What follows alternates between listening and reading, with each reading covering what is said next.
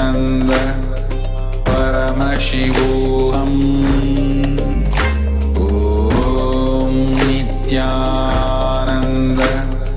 Paramashivoham.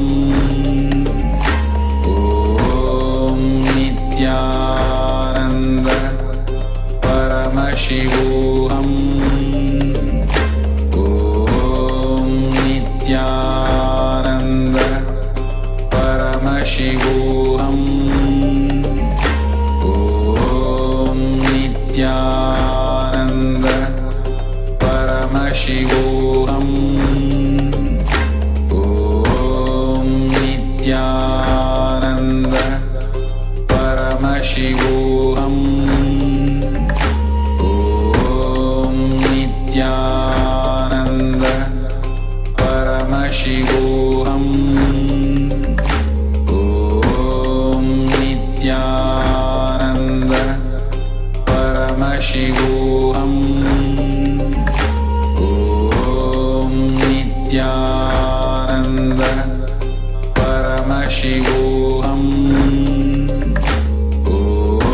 Om Nithyananda Paramashivoham. Om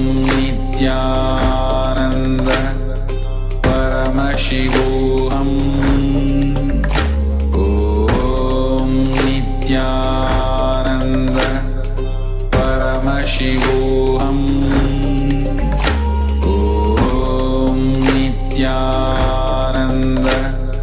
Paramashivoham. Om Nithyananda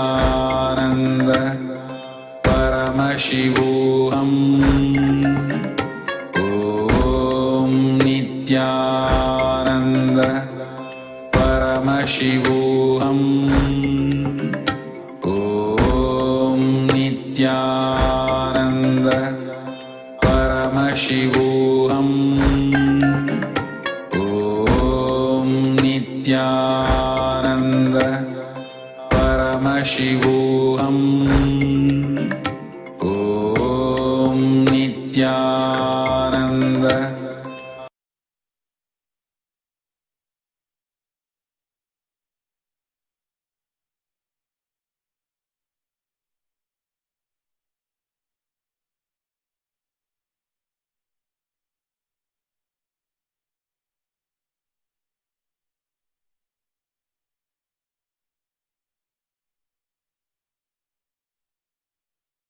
Connecting with the divine with your eyes closed is meditation. Connecting with the divine with your eyes open is darshan. Come, let us all now move from meditation to darshan. Slowly, very slowly, please open your eyes.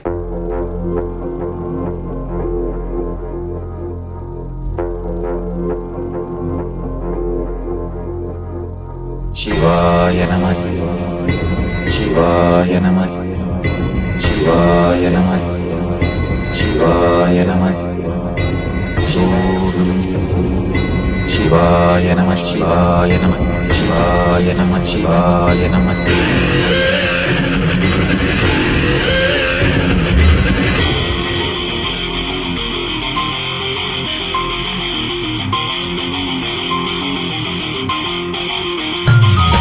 சிவாய நம உபாயம் தரும் அனுதினம் விடாது வினை தொடாது விடும் பணிந்திட சிவாய நம மந்திரம் மறவாத ஒரு நாள் மனமனு சிவாய நம உபாயம் தரும் அனுதினம் விடாது வினை தொடாது விடும் பணிந்திட சிவாய நம மந்திரம் மறவாத ஒரு நாள் மனமனு எம்மையாகின்ற அருணை மலையானே கருணையில் அருளவாராய் பஞ்சபூதத்தில் ஆட்சி புரிகின்ற நித்யனே இறங்கி வாராய் தூணிலும் துரும்பிலும் எனதுயிரிலும் நிறைந்து ஆட்கொண்டவா கனவிலும் நினைவிலும் இவை பொழுதிலும் எம்மை காக்கின்றவா தூணிலும் துரும்பிலும் எனதுயிரிலும் நிறைந்து ஆட்கொண்டவா கனவிலும் நினைவிலும் இவை பொழுதிலும் எம்மை காக்கின்றவா தடைகளை உடைத்து எதிரியை ஒழித்து சிவமயமாக்கிடவா உண்ட தரிசனம் காட்டு கொடிதனை நாட்டு நீரானே இந்நாட்டின் ராஜாதி ராஜனே சிவாய நம உபாயம் தரும் அனுதினம் விடாத வினை தொடாது விடும் பணிந்திட சிவாய நம மந்திரம் மறவாத ஒரு நாள் மனமனு சிவாய நம உபாயம் தரும் அனுதினம் விடாத வினை தொடாது விடும் பணிந்திட சிவாய நம மந்திரம் மறவாத ஒரு நாள் மனமனம்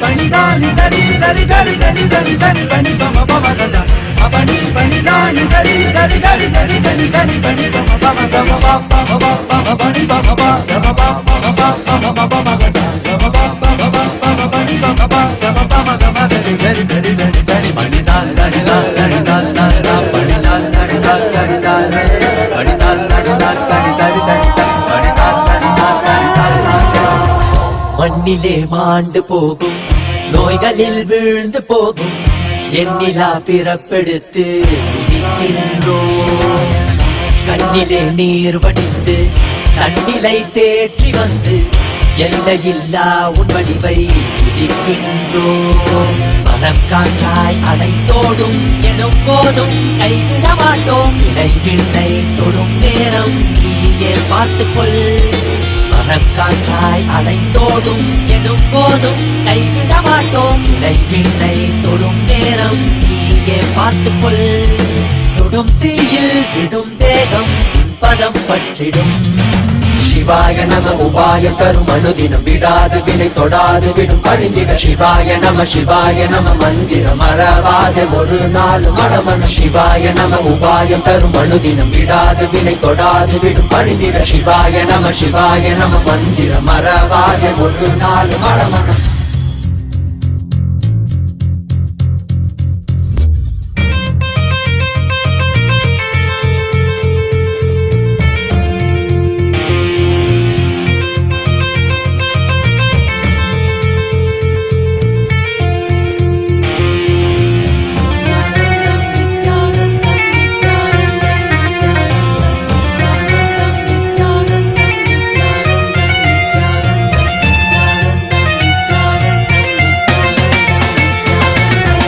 காணல் நீரிந்த உலகம் என் நிலையாது தடைகளில் தேங்கி நின்றேன் வழி தெரியாது காணல் நீரிந்த உலகம் என் நிலையாது தடைகளில் தேங்கி நின்றேன் வழி தெரியாது என்னுள் வினாய் எழுகின்ற போது உன்னில் விடை எழுந்திடுவல்லவா வானம் மழை தடுக்கின்ற போது சேரும் மழை உடைத்திடும் அல்லவோ நீக்கி வழியாக்கி உன்னை நோக்கி வந்திட அருளனை தருவாய் சிவாய நம உபாயம் தரும் அனுதினம் விடாது வினை தொடாது விடும் பணிந்திட சிவாய நம மந்திரம் மறவாத ஒரு நாள் மனமனு சிவாய நம உபாயம் தரும் அனுதினம் விடாது வினை தொடாது விடும் பணிந்திட சிவாய நம மந்திரம் மறவாத ஒரு நாள் மனமனு எம்மையாகின்ற அருணை மலையானே கருணையில் அருளவாராய்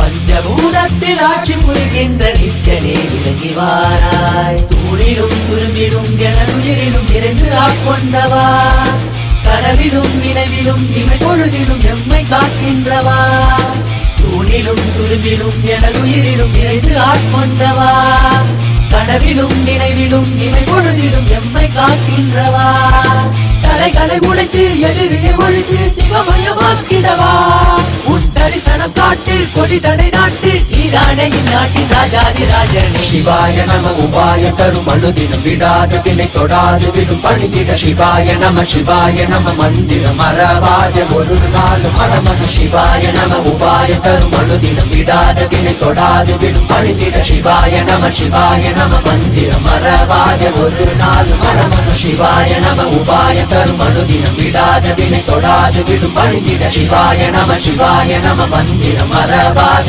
ஒரு நாள் மனமனு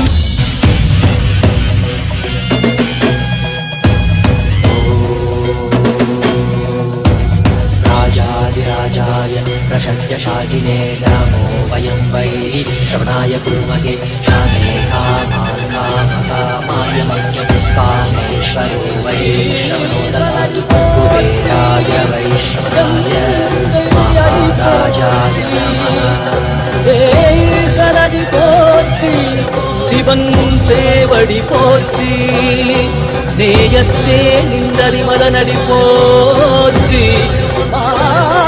பிறப்பருக்கும் மன்னனடி போற்றி சீரார் பெரும் துறை நம் தேவனடி போற்றி ஆராத இன்பம் அருளும் மலை போற்றி ஈசனே சிந்தை கவனம் நேசனே நீ வருவாய் பூவோடு கனிகளை கொண்டு உன்னை பூஜித்தோ அருள் தருவாய் கலி என்னும் கடலினில் மூழ்கிட்டு எம்மை நீ கரம் வந்து காத்திட்டு கருணை பொய்கையில் அலர்ந்திட்ட அளவற்றம் போல உன் திருவடியில் வாழ்ந்திட வாராய் அருணாச்சலனே நீ வாராய் அகண்ட ஜோதியனே வாராய் அல்லல் நீக்கிடவே வாராய் அகிலம் போற்றுகின்ற ஈசனே சிந்தை கவர்ந்த நேசனே நீ வருவாய் பூவோடு கனிகளை கொண்டு பூஜித்தோ அருள் தருவாய்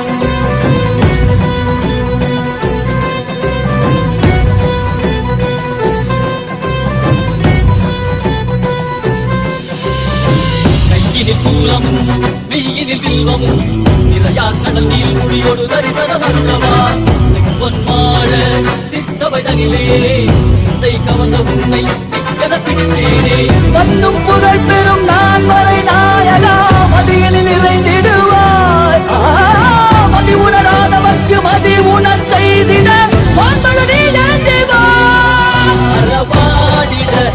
சூழ்ந்திட பிறர் சேர நீ வருவாய் அகம் உணர்ந்திட புறம் மகிழ்ந்திட புலித்தோலோடு நீ வருவாய்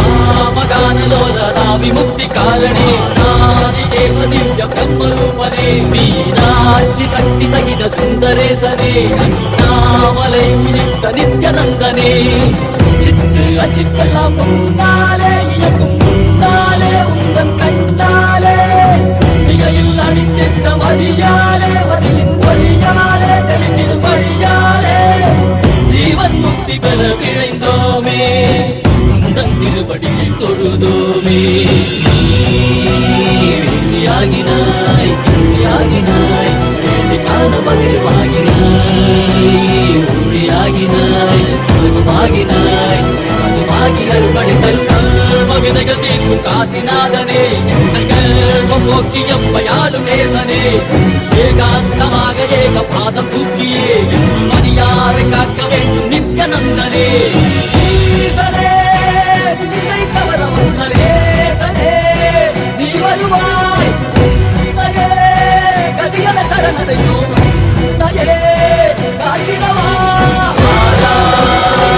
அருணாச்சலனே நீ வாராய் அகண்ட ஜோதியலே வாராய் அகிலம் போற்றிடவே வாராய் நித்யானந்தனே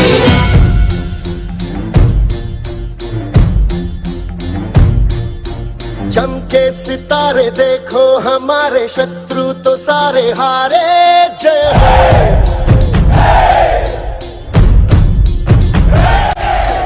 हम वो सिपाही जो है सदा ही रूप शिवा का धारे हो।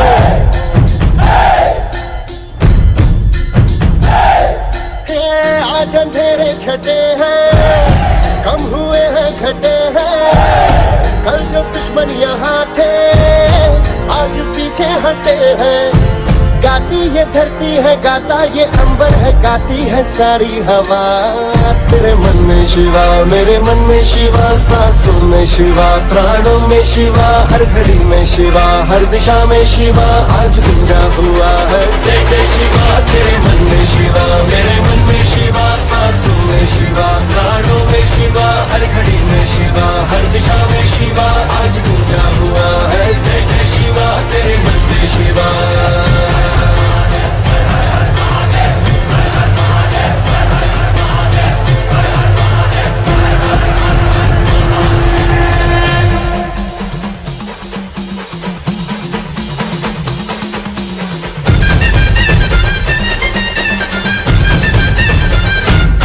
सारी दीवारें भी, सारी तलवारें भी तुमने दुश्मन की अब तोड़ दी है। आई थी आंधियां जिस दिशा से यहाँ उस दिशा मोड़ती है। पार करना ही था, ये तो करना ही था, ये तो होना ही था, सुन ले भाऊ। तुमको जाना ही था, हमको आना ही था, ये तो होना था भाऊ। देश भी आज अपना है, देश पे राज अपना है, अपना ही तो सिंहासन है, और जो है ताज अपना है। हिम्मत की अग्नि में लोहा पिघलता है, विश्वास हमको हुआ तेरे मन में शिवा। ॐ नित्यानन्देश्वर परमशिवसमारम्भाम् नित्यानन्देश्वरि परमशक्तिमध्यमाम् अस्मदाचार्यपर्यन्ताम् वन्दे गुरुपरम्पराम्।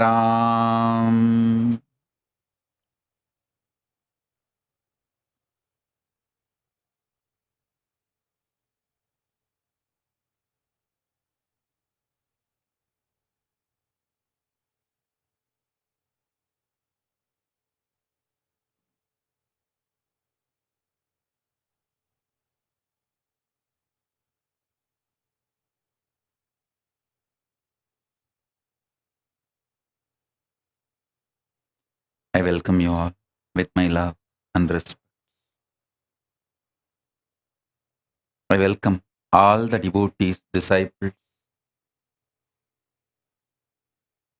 Sarvanyapita Kartas, Yajamans, Sarvaparityagis, sitting with us all over the world. Mantreshwaras, Vidyeshwaras, Ganeshwaras, Lokeshwaras, Astreshwaras, with my love and blessings.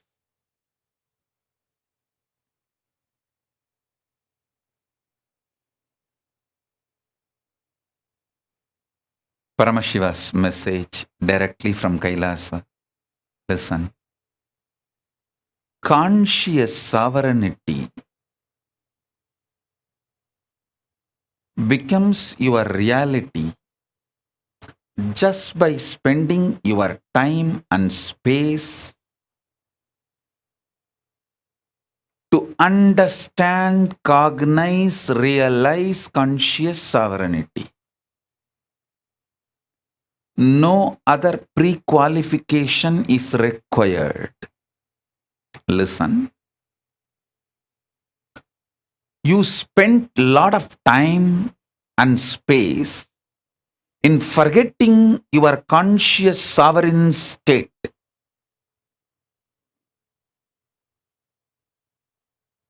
So at least 1% of the time you need to spend now. Listen, the time you spent to forget your conscious sovereign state, if it is 100 hours, Now, at least you need to spend 1 hour to remember your conscious sovereignty. You don't need to spend 100 hours again, because to bring ignorance, it takes a lot of time. To bring enlightenment, it doesn't take much time. It doesn't take same time. 1,000 years, a room was in darkness. You don't need 1,000 years to light that room. Just one candle is enough. One lamp is enough. The room is lit. So, you need to spend at least 1% of the time, but you need to spend time and space. Be very clear.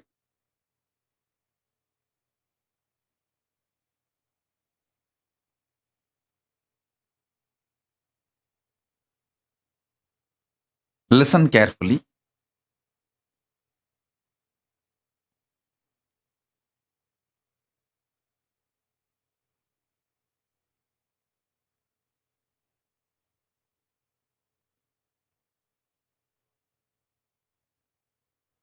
With whatever you spend time, that will become part of you. For example, if I was sitting in India and spending time waging a stupid war imposed on me by these yellow journalists, and this, actually in Indian yellow journalists they run pornography added with violence in the name of journalism. That's all. They just run pornography and violence mixed in high dosage and use celebrities as the characters and sell pornography material to common mass and keep the common mass in a very cheap, low standard of the mentality. That's all. So if I spent my time and space with them, waging war with them, by the time I am 50, even if I win the war with them, purpose of my life would have been defeated. Because I spent all my time on stupid war forced on me with the stupid people. And if I was there in India, they would have killed by now, either through the mob lynching. There are so many methodologies. They have a clear toolkits how to do this mob lynching, how they have done that. 2 sadhus and his assistant in Maharashtra or Madhya Pradesh, I don't know, the Junakada sadhus, how they have been murdered. First they told that these sadhus are child kidnappers. They spread the lies and false information and killed them.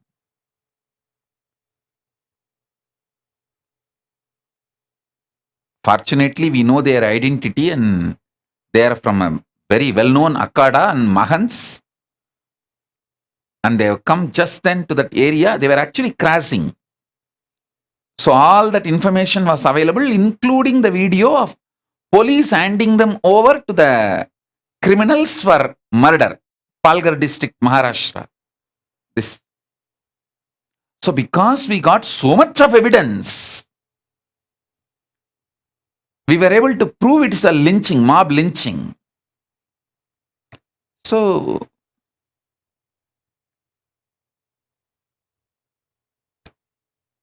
this incident, they failed. The Hindu phobic terrorists, they failed in this incident. Investigation revealed the truth. But they have a toolkit. a very organized toolkit how to make somebody look like antisocial and then take the law in their hand and kill. If I was sitting in India and waging this stupid war, even if I won, the purpose of life would have been lost. By 50, I'll be sitting with them.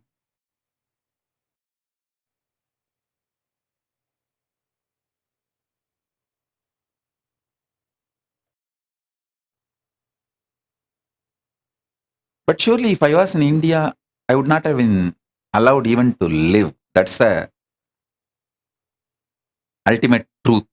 The way it was going on and the way it is going even now. Anyone who revives that original indigenous, ancient, that enlightened version of Hinduism. See, Hinduism has multiple versions. In the modern day, the Christianized version, Islamized version, Westernized version, materialization, the materialistic version.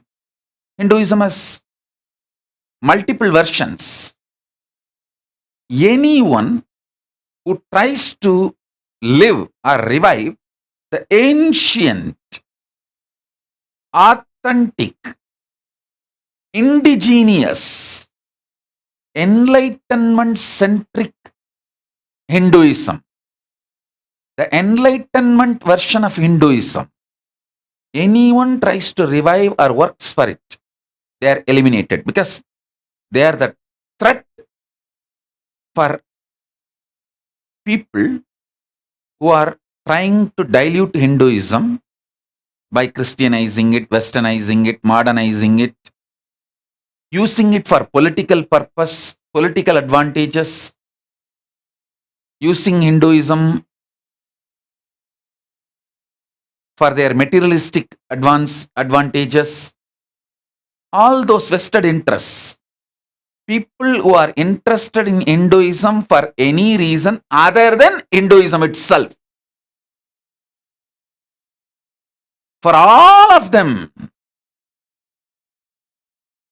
this indigenous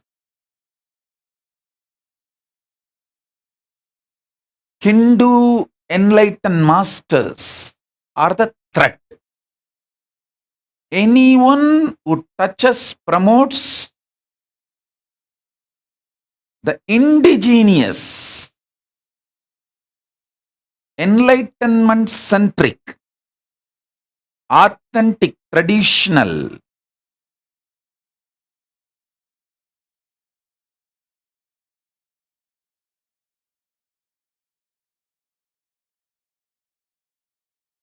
Hinduism, the enlightenment version of Hinduism, will not be allowed to live in India. They won't be able to live. You will be surprised. Recently, in Tamil Nadu, the government officials have ordered the kids of the parents, even along with parents, cannot do any of the Hindu rituals like firewalking or that spear piercing in the tongue. It's our family custom. I still remember when I was hardly able to walk, along with my mother and my Guru Kuppammal, I did the firewalking in Draupadi Amman temple in Thiruvannamalai. By the time I was 7, 8, I have done this spear piercing in my tongue, in my body, in my aunt's village, Kuvanur. My family was the head of a village called Chamundi, and my father's sister was married to a family who were head of the village called Kuvanur, and that village temple. There is a Shiva temple and Subramanya temple. In that temple, there is a festival. Still, I remember. I was taken to that festival and where I did that tongue piercing and even in the body, that piercing. It's a family tradition, indigenous lifestyle. All this has so much of benefits to make the child immune to physical, mental pains. It's a very powerful way of training. Now, in Tamil Nadu, they passed an order. No children, even along with parents, will be allowed to do any of these rituals.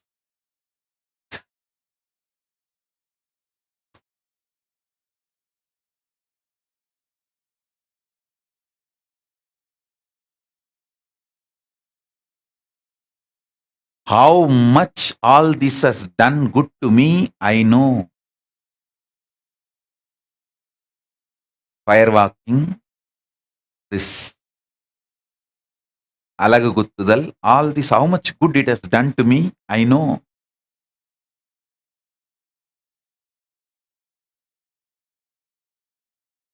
After some time, almost I became addicted to all of it. I started enjoying it so much. Everywhere, wherever, whenever it is possible, I'll start go and attend those rituals and those temple functions, festivals.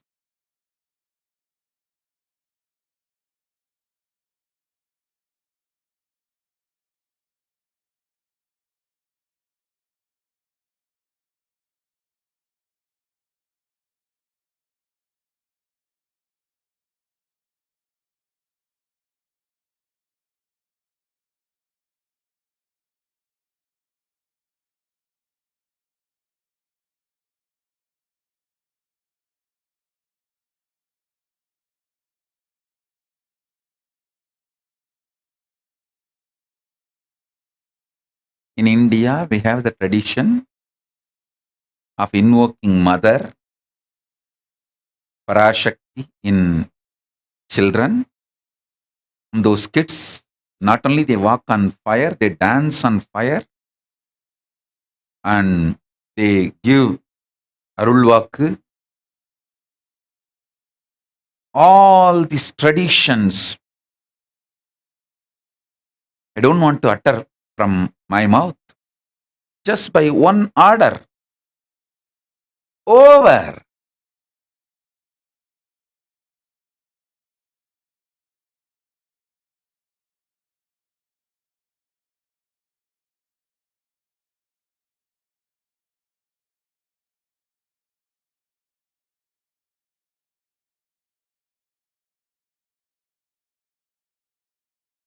In the name of human rights.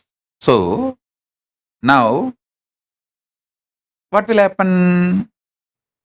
Already, like now, this present generation, how the kids are, give them gadgets, 24/7, they will be addicted.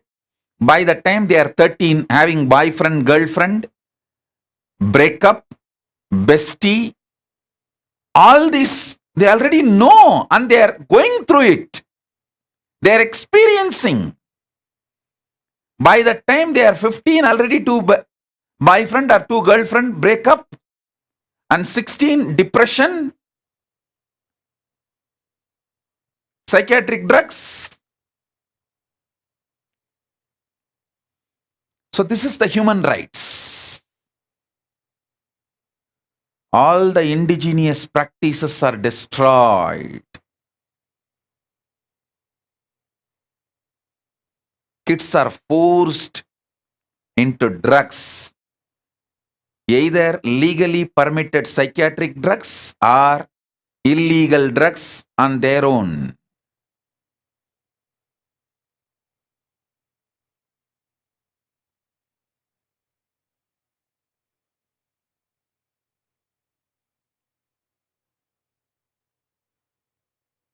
Listen, if I was in India and uttering these words, In few hours, they would have arrested me.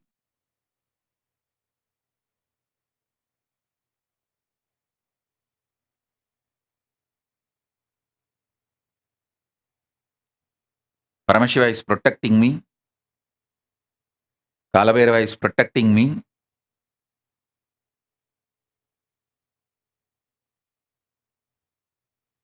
I am safe, so I am even uttering these words.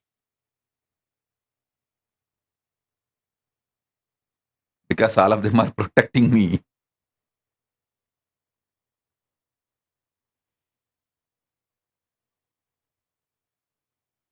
Listen.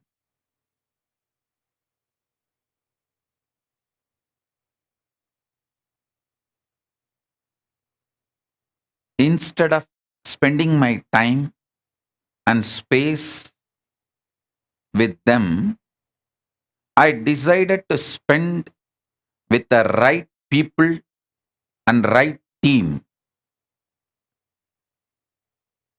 Sat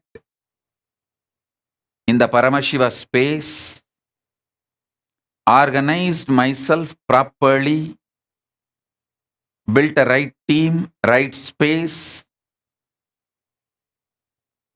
started doing right work. Now, we already have not only Kailasa, the Hindu nation, we are already having many countries, diplomatic relationships and recognitions, multi-level recognitions. There are some countries recognized me as a Supreme Pontiff of Hinduism and given their highest honor, respect. There are some countries given even awards. Some countries have recognized the Kailasa nation, and some countries have recognized the persecution.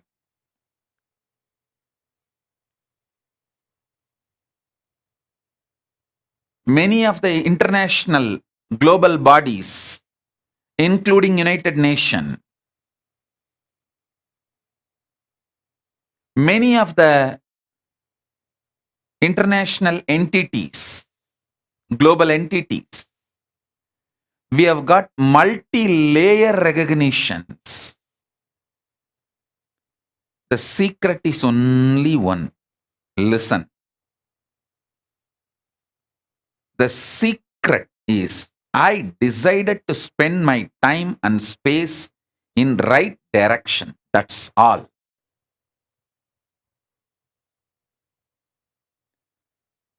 Listen. Even if you have a self-doubt, self-denial, self-hatred, decide to spend your time and space on conscious sovereignty this Chaturmasya. This Chaturmasya till Navaratri, Dasami, Vijayadashmi, till Navaratri, Vijayadashmi, I think the English date I'll tell you.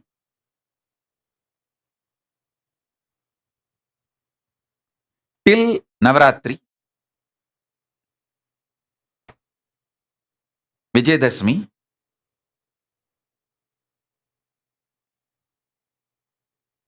decide to spend your time and space on the great truth, conscious sovereignty. Decide to realize conscious sovereignty.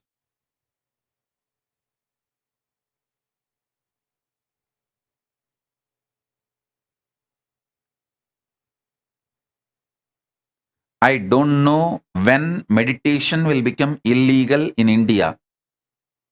As on now, yoga and meditation is not illegal in India. So at least start doing that practice.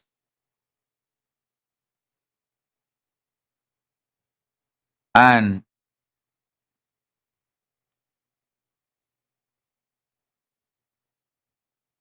raise yourself towards conscious sovereignty.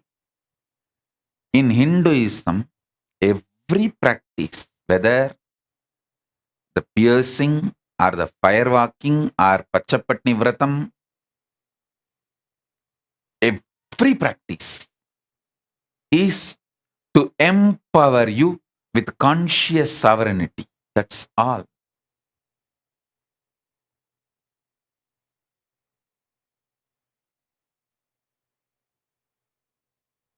I tell you, till now, we don't have a single case. A child is dead by firewalking, the child is dead by the piercing, never, not even a one case.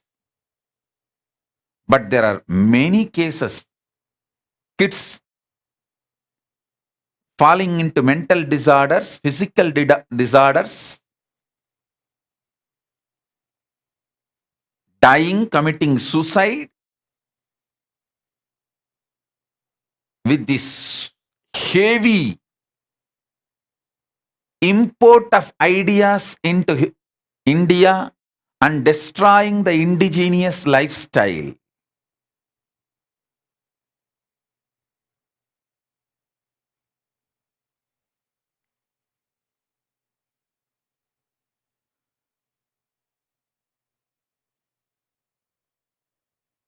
I wanted at least all my disciples to know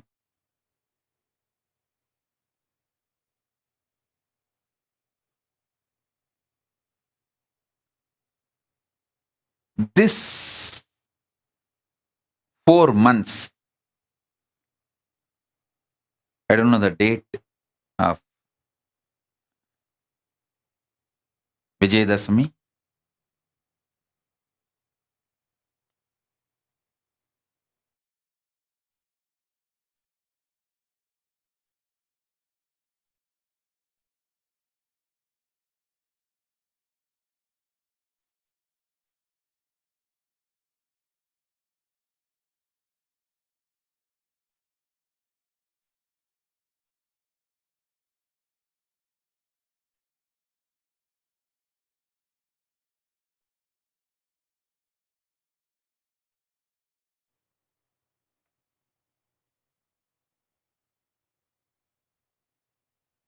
Listen,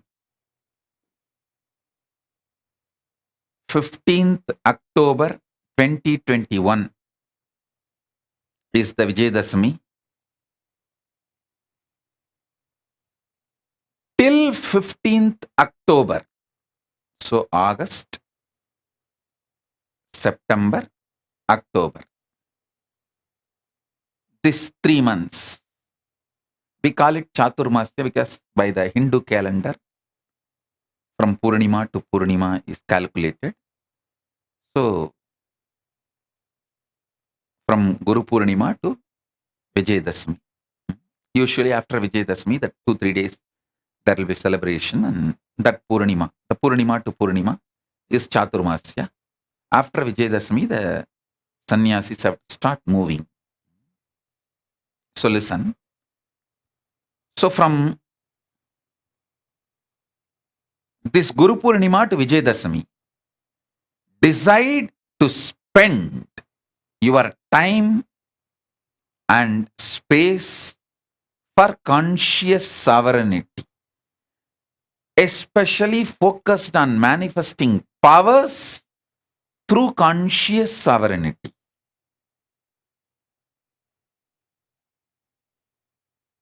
Understand?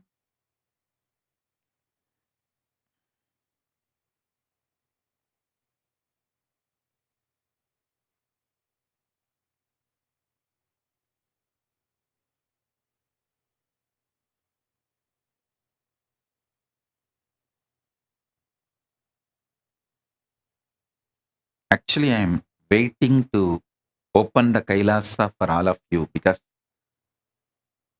layers and layers and layers of the great truths which Paramashiva manifested, the powerful methods, techniques powerful detox methods all ready. Actually, if you had any solution from me, powers from me, this before Kailasa, from India, through initiation, Aushada, any of it.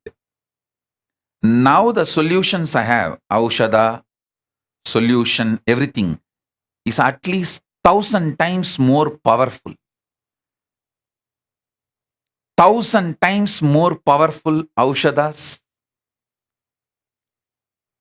solutions, detox methods.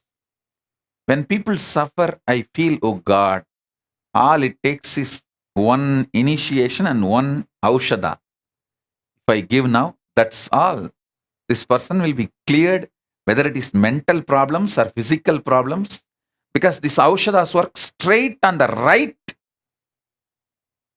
parasite and pulls that parasite out over. See, for 10 years, you may be struggling, suffering with some patterns like frustration, anger, delusion. Just only one pinch of Aushada and one initiation. That's all. That Aushada straight goes, pulls the parasite out. Parasite leaves your body by next day morning. You won't even remember you had this delusion, you had this problem. Such an extremely simple solution are available.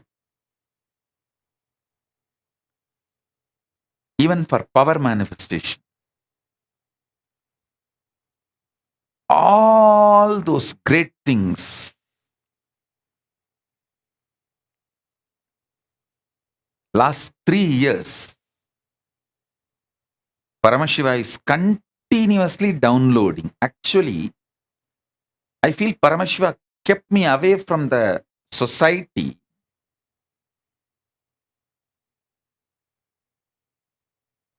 to do some great work.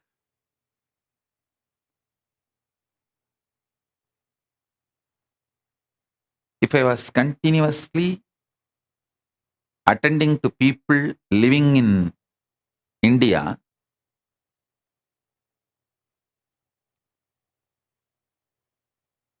per year, if I help 1 crore people, 10 million, I think now, once the Kailasa opens, per year, I can help at least 10 crore, 100 million, 1,000 times better, because the whole science now revealed to me by being in this continuous samadhi,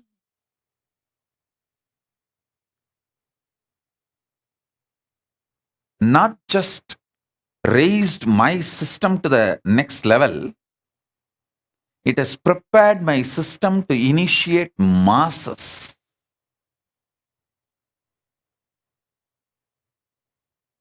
I am extremely grateful to Paramashiva for these 3 years of absolute love, peace, joy, compassion.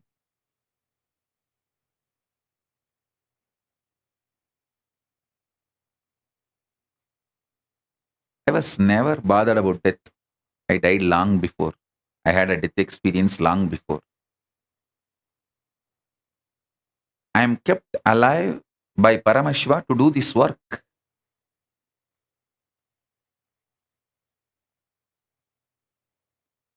Do not want body damage before I complete this work. That's all.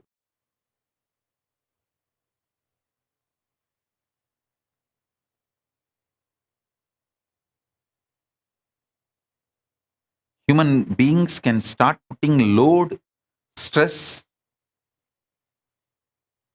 more work for Paramashiva by trying to damage this body if I was in India.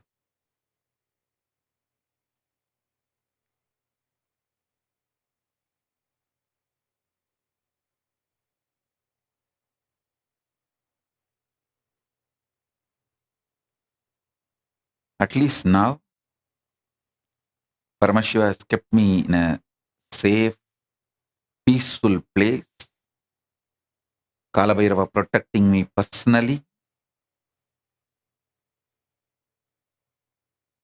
I could see so much.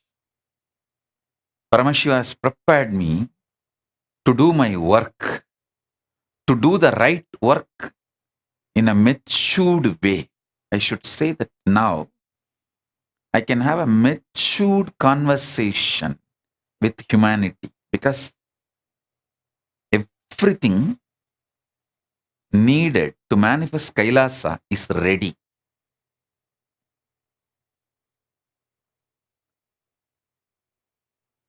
Let me be very honest with you all. Even I did not expect we will be recognized by so many countries in so many levels, multiple levels. Even I did not expect.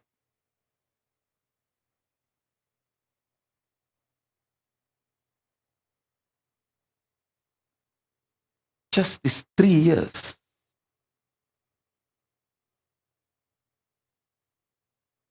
So many levels of recognition.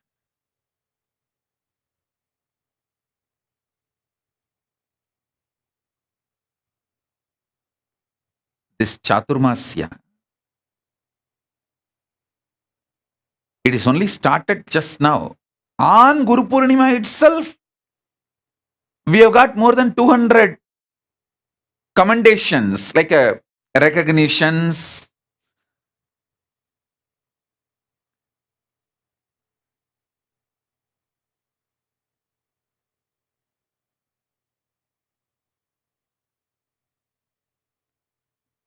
By that time, I think this 4 months over, this 41st Chaturmasya, we may have at least 10,000 commendations, recognitions. Please understand, we are publishing only non-legal, like commendations, recognitions,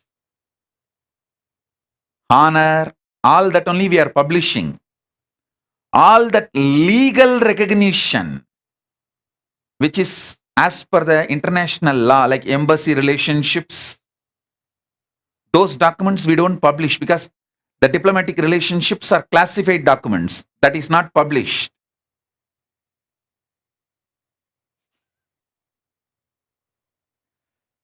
So many of you don't even know the legitimacy Kailasa has achieved internationally. There are only few things published in public, like UN recognizing the persecution of Kailasa and SPH.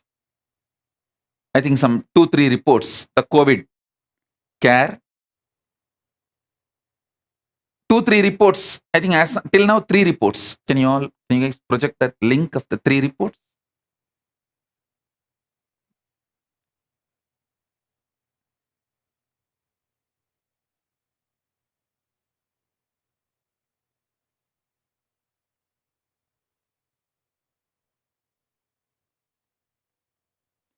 These are all the public documents we published.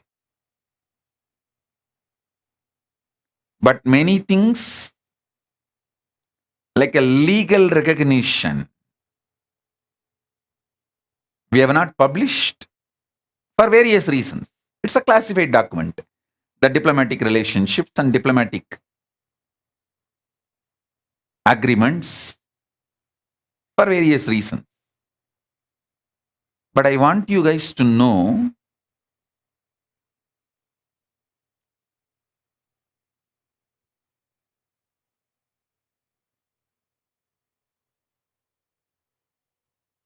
just by deciding to spend my time and space with the right people and in Samadhi, just in last 3 years, the amount of work done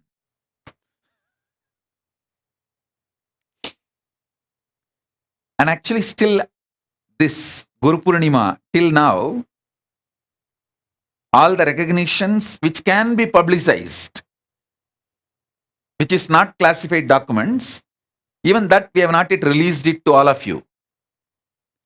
The San Jose city mayor has given recognition, and so many from so many countries. The sister city agreements have been signed.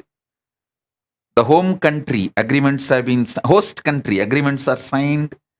Diplomatic relationship, full-fledged diplomatic relationships are signed. Appa.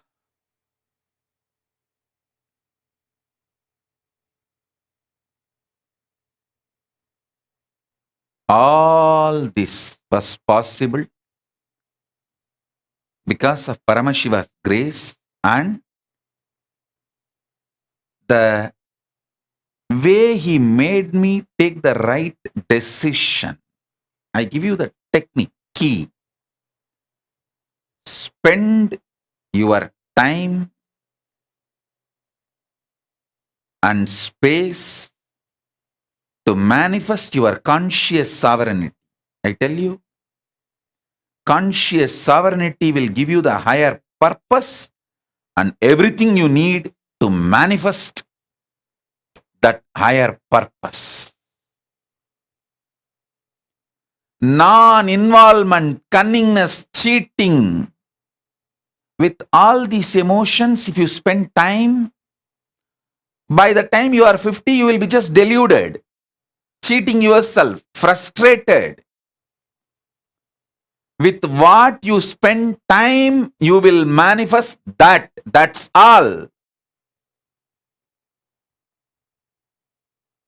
I just decided I am going to spend my space and time with Paramashiva and manifest conscious sovereignty as he guides me. That's it. Guidance also came inside, from inside. I tell you, when Paramashiva ordains, he sustains. I am seeing clearly how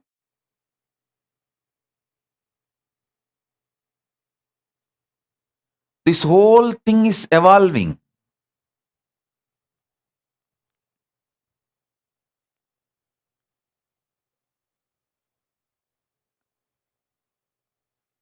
We have now completely compiled the first volume of Kailasa's jurisprudence with thousands of Shastra Pramanas and compliance, Hindu compliance standards for thousands of Shastra Pramanas, with thousands of Shastra Pramanas. Above all, the foundation, the sacred book of Hinduism. See, Hinduism has sacred books. But if I have to introduce through one book all the sacred books of Hinduism, that book only is now compiled as Jivan Mukti Bhashya. In that book, I have given the basic Upanishads from Vedas and Brahma Sutra, Bhagavad Gita. This Prasthana Traya. This is the foundational text for the whole Hinduism. All Sampradayas agree, including Buddhism and Jainism. Please understand that. See, they may fight, negate, but the foundation, this three book forms the foundation. All Sampradayas agree. Like how the Om is accepted by all Hindu Sampradayas. Even Jains chant Om. Buddhists chant Om. How the Om is accepted by all Sampradayas of Hinduism. Same way this Prasthanatraya is accepted by all Sampradayas. Even for disproving Hinduism, they touch only Prasthanatraya. If somebody wants to abuse Hinduism,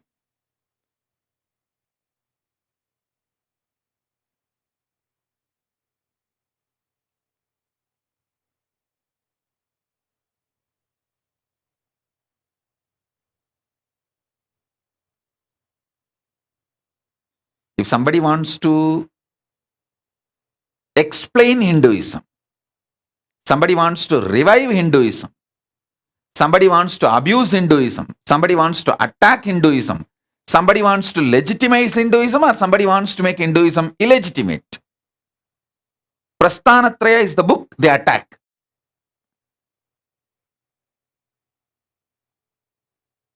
When somebody wants to revive, they explain the Prasthanatraya properly. When somebody wants to abuse, they attack these three books. So this becomes the fundamental text for Hinduism. Core text. This core sacred text. My commentary, in a way I should say the decoding. The original intention of the text is translated and elaborated. The first edition has come out now. Of course, I'll be adding more because I wanted to add all the 108 Upanishads and all the Brahma Sutras. That will continue. But the first edition has come. This forms the basic book, sacred text of Hinduism. I want all of you to study this. Understand? I want all of you to study this.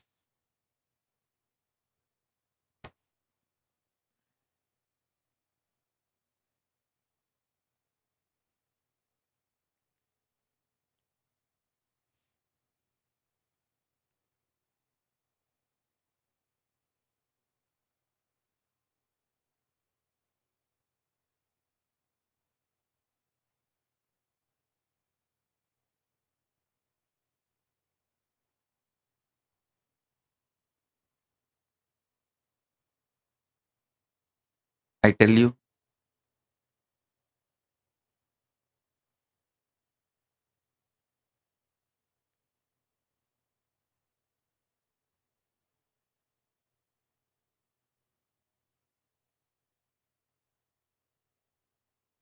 I myself wanted to start class, Shastra Adhyayana and Vakyartha Sadas on this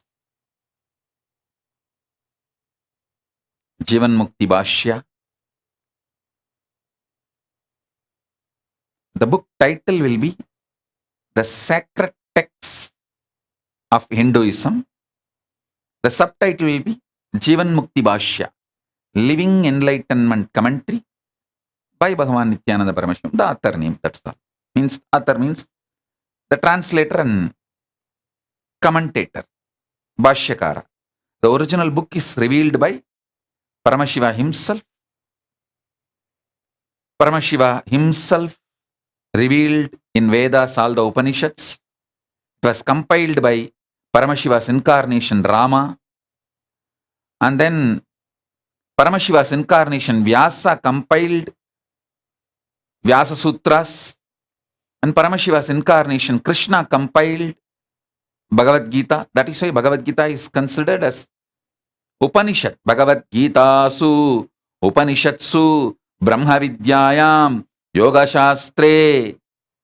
So every chapter, it insists Bhagavad Gita is a Upanishad. Shruti, not just Smriti. Even though it is part of Mahabharata. So, Paramashiva's direct revelation, Upanishads, compiled by Ramachandra, incarnation of Paramashiva. Then, Paramashiva's incarnation Vyasa compiled the Brahma Sutras, Vyasa Sutras. It is called Vyasa Sutras.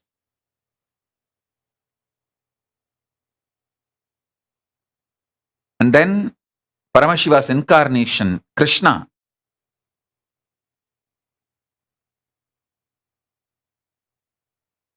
compiled Gita. So now all the three books together, the commentary is available. All of you start reading. Soon I will start the classes on it.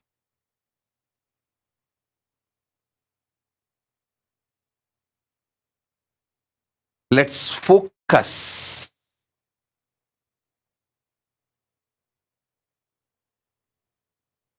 on manifesting powers through conscious sovereignty this 4 months, Chaturmasya.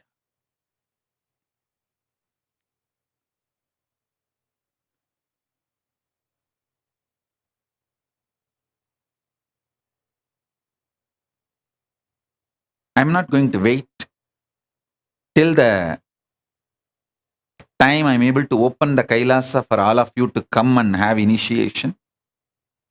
I'm going to start the process, classes, preparing all of you.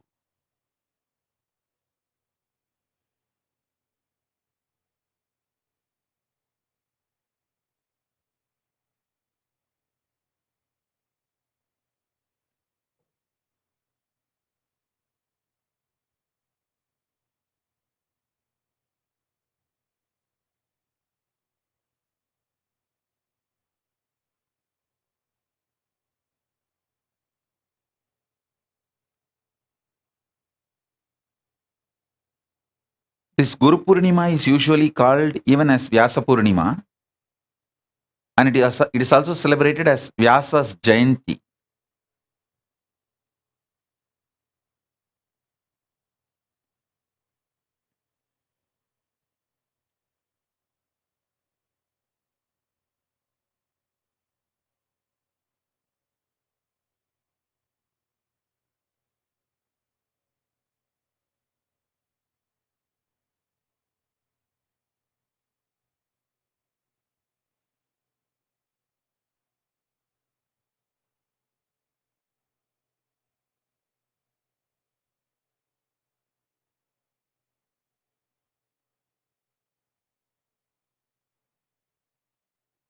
I have at least 6 projects, spiritual gifts, just ready to be opened and shared with you all.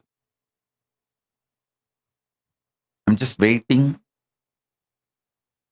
for the right time to open the Kailasa to share all the 6 with you all.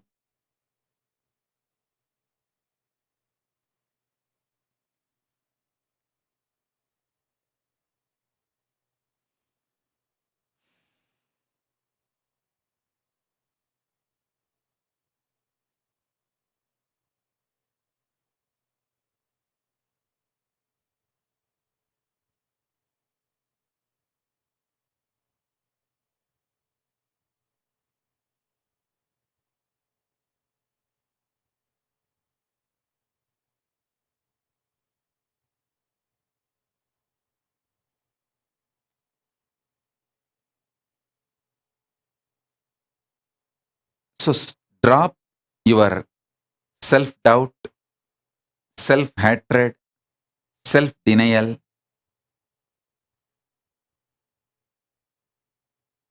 Spend time and space with conscious sovereignty and power manifestation signs. You will simply manifest what you want. That's all is the ultimate truth. Having patience till your self-doubt, self-hatred, self-denial cracks, till your arrogance comes down, till your delusion leaves you, till the parasites leaves you and your system is detoxed and you come down and settle down with your Paramashivatva. till that becomes your manifested reality. Not just perceived as experience, even manifested as powers.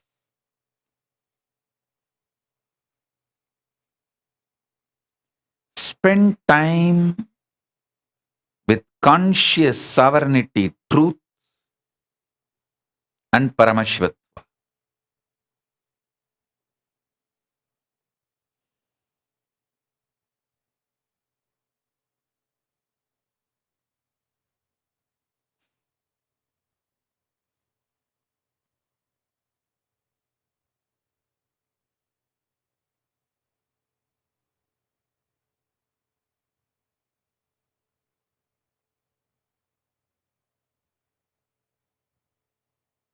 I tell you, spend time this 4 months as much as you can.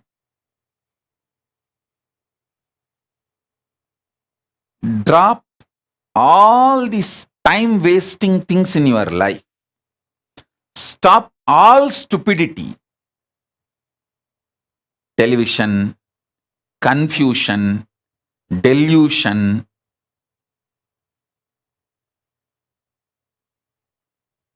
constantly notifying your cell phone and social media. Drop all stupidity for these 4 months. Only conscious sovereignty related work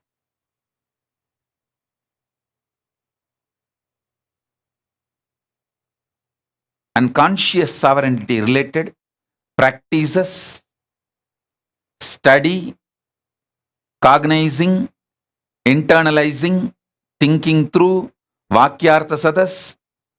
Let's focus on conscious sovereignty.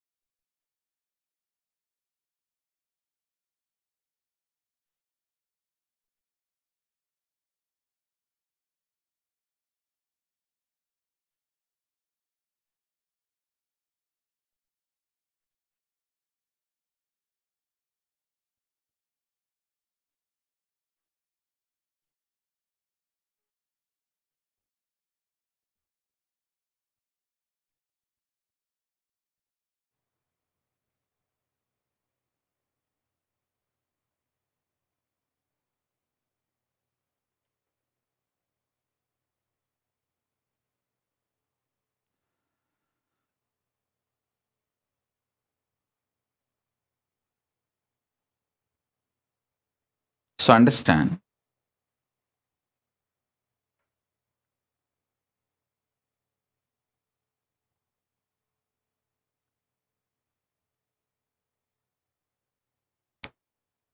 just start spending time with your conscious sovereignty.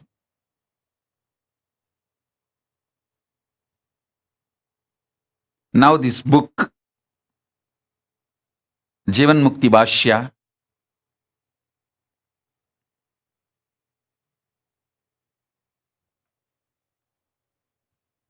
and the methods like power manifestation to realize to manifest your conscious sovereignty, spend time and space on this.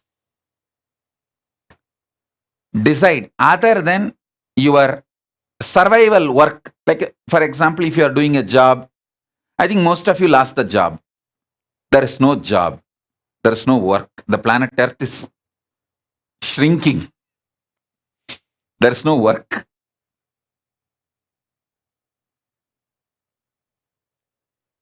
If you are doing some work from home or some business, do that.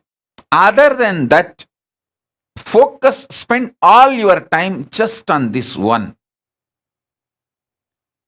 Working on manifesting conscious sovereignty through power manifestation. These 4 months, I'll also start giving more and more programs. All these 6 gifts, as I told. I'm waiting for opening the Kailasa to all of you to give. There are some gifts I can give even now. I will start all those programs soon. One of the greatest gift Paramashiva has given, I'm waiting to share with you all, is Paramashiva Nadi reading. I don't know how many of you know this. Agastya Nadi, Sugar Nadi, the different Nadis are there. From the palm leaf, they will read out your whole story. Past, present, future. Paramashiva has given me Paramashiva Nadi directly from Kailasa. It's ready. Soon, I'll share with you all the gift. First of all, I have to give the long introduction. Exactly what is Paramashiva Nadi? See, it's like a palm leaf. Actually, on that palm leaf, there will not be any letters. Whoever comes and sits in the front, their past, present, future will simply appear in that palm leaf. If that palm leaf is shown to you, you will be able to read. The letters are there. But after you leave, somebody else comes and sits. The whole letters will be different. His past, present, future will be there. The palm leaf bunch will be same. Totally, it will be like a 200 or 300 bunch.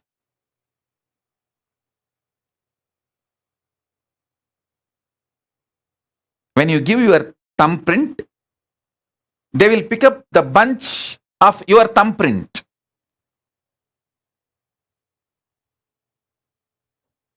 And then open. The readings will be exactly for you, including your name. And after you leave, the next person comes and sits. The letters in the palm leaf will be different. Same palm leaf bunch.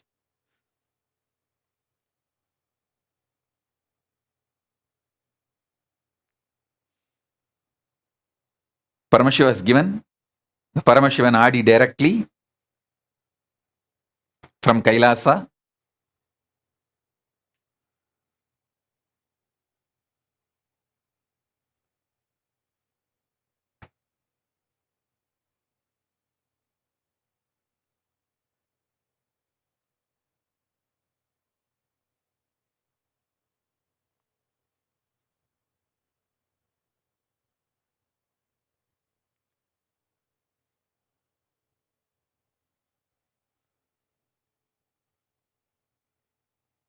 Soon I'll start revealing the Paramashiva Nadi reading to all of you.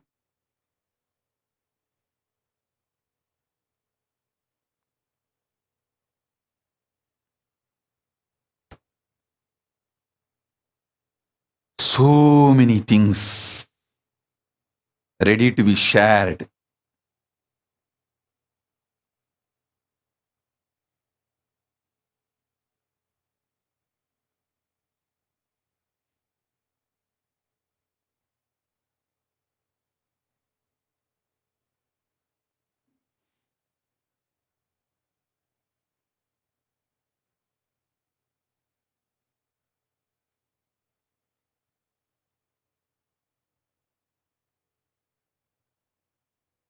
Many aushadas are ready, like mandalas which need to be energized. The energizing generating units are ready now.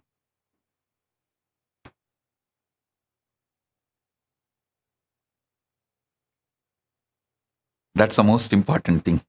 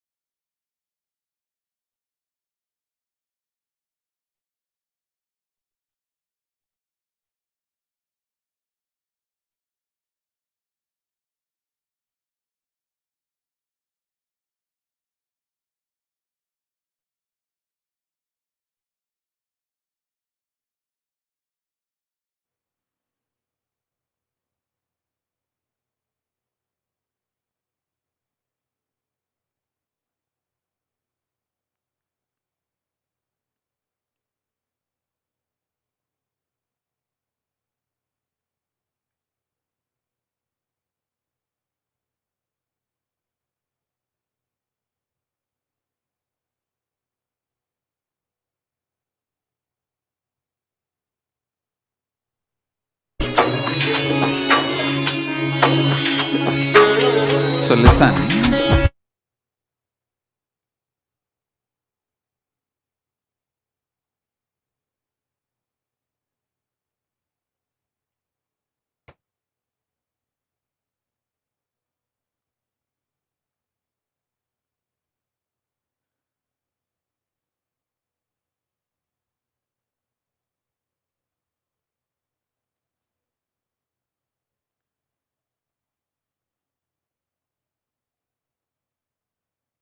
Same way the gadgets of Kailasa, whether the science of flight or bioenergy, charger, all these gadgets of Kailasa, those softwares also have been gifted by Paramashiva, and I already worked with all of it and it's all ready. Wanted to get Akil Kodali, Anusha Kodali to Kailasa because I wanted them to validate everything with the modern science.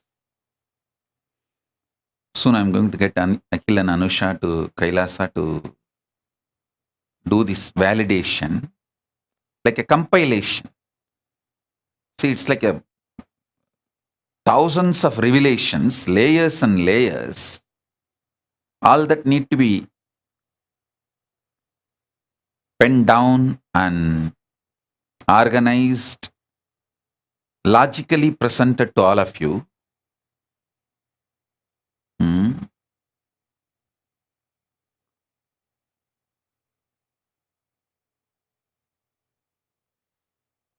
The gadgets of Kailasa.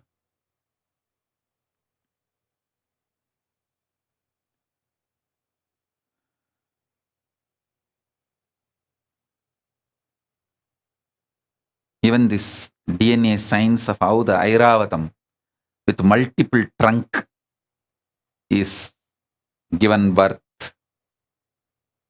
how the Kamadhenu is given birth, and this Parijata, the various flowers, even all those things are also Paramashiva is gifted, working on manifesting all of it. Means it's already manifested. How to reach out to all of you. That's the only work I'm doing.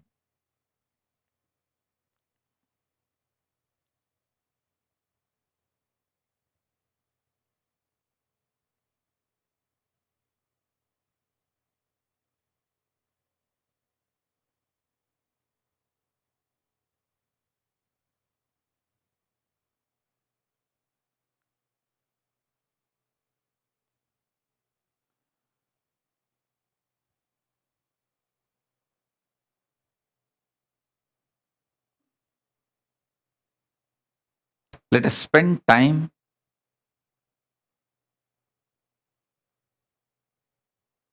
with the conscious sovereignty and manifesting conscious sovereignty.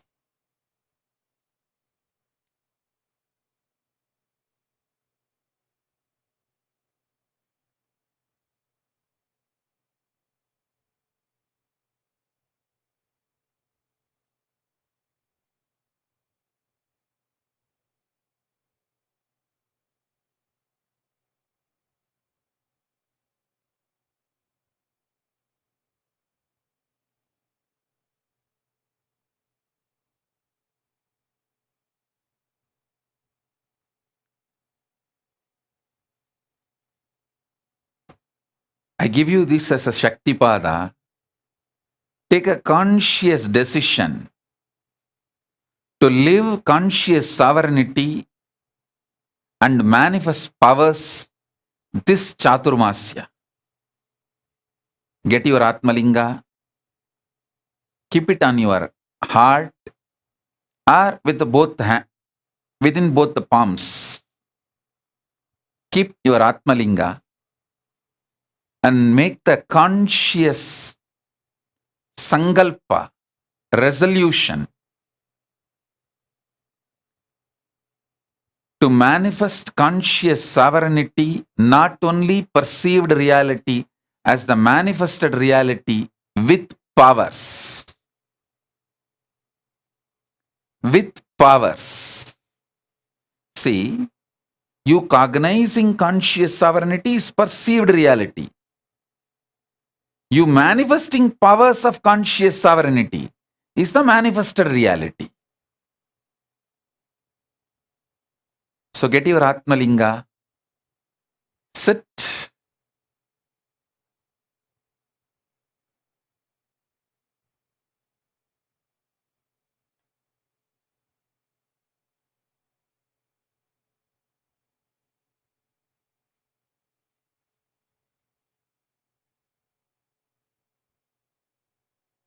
let's have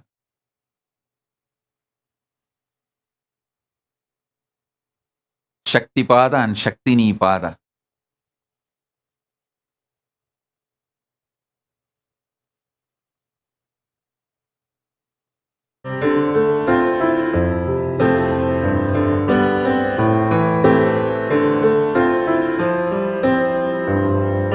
सद्यो जातं प्रपद्यामि सद्यो जाताय वै नमो नमः भवे भवेनाति भवे भवस्वमा भवोद्भवाय नमः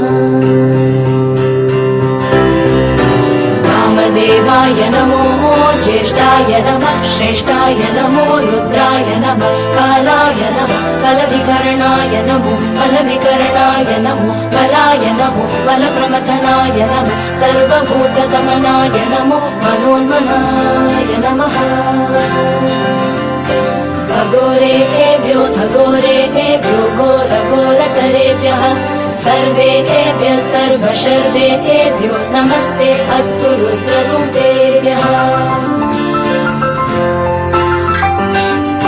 तत्पुरुषाय विद्महे महादेवाय धीमहि तन्नो रुद्र प्रचोदयात् ईशान सर्वविद्यानाम् ईश्वर सर्वभूतानां ब्रह्माधिपति ब्रह्मणोऽधिपति ब्रह्मा शिवो मे अस्तु सदा शिवो नमो हिरण्यबाहवे हिरण्यवर्णाय हिरण्यरूपाय हिरण्यपतये अम्बिकापतये उमापतये पशुपतये नमो नमः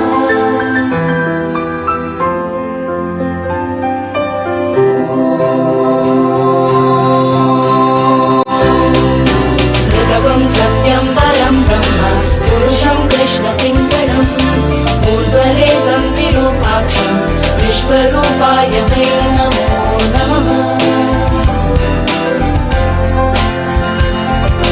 सर्वो वै रुद्रस्तस्मै रुद्राय नमोऽस्तु पुरुषो वै रुद्रस्तन्महो नमो नमः विश्वं भूतं भुवनं चित्रं बहुधा जातं जायमानं जगत्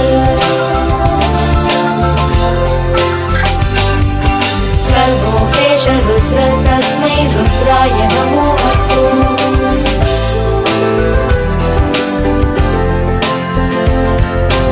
रुद्राय प्रचेतसे नीरुष्टमाय तव्यसे वोचे वशन्तमगुं हृदे सर्वोपेश रुद्रस्तस्मै रुद्राय नमो अस्तु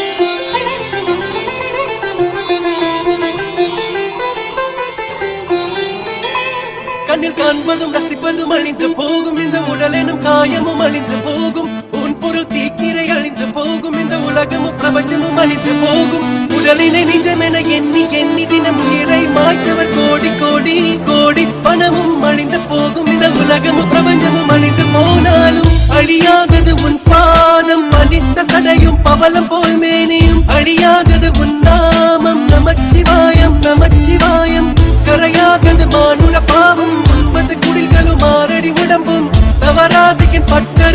ஏற்றுக்கொள் நடுவா நமச்சிவாயம். நந்தவனத்திலொராண்டி 10 மாதமா குயவன வேண்டி அன்று கொண்டு வந்தான் ஒரு தோண்டி. அதை கூத்தாடி போட்டு உடைத்தாண்டி பிறவி தாண்டி மீண்டும் பிறந்து அழிந்து பிறந்து பஞ்சகம் செய்து தன்னை கொண்டாடி உடல் அழிந்து இறுதியில் மண்ணோடு சமாதி. மலங்களும் மணக்கும் வேணி பொருள் கண்டு விளங்குமை ஞானி. திரை களைய நினைவோடிருப்போம் திரை காண முயல்பவர் அன்றோ. மண்ணுயிர் கொன்று சுட்டதை தின்று தோற்றதை விட்டு வென்றதை கொண்டு ஆறாத காயம் ருசிப்பது மாட்டார் தலை பூட்ட மாட்டை ரசிப்பதன். ஓம் ஓம் ஓம் ஓம். உன் பொருள் தீக்கிரை அழிந்து போகும். இந்த உலகமும் பிரபஞ்சமும் அழிந்து போகும். உடலினை நிஜமென எண்ணி எண்ணி தினம் உயிரை மாய்த்தவர் கோடி கோடி கோடி. பணமும் அழிந்து போகும். இந்த உலகமும் பிரபஞ்சமும் அழிந்து போனாலும் அழியாதது உன் பாதம். பணித்த சடையும் பவளம் போல் மேனியும் அழியாதது உன் நாமம். நமச்சிவாயம் நமச்சிவாயம். கரையாதது மானுட பாவம். 9 குடில்களும் 6 அடி உடம்பும் தவறாது என் பக்கரத்து ஏற்றுக்கொள் நடுவா நமச்சிவாயம்.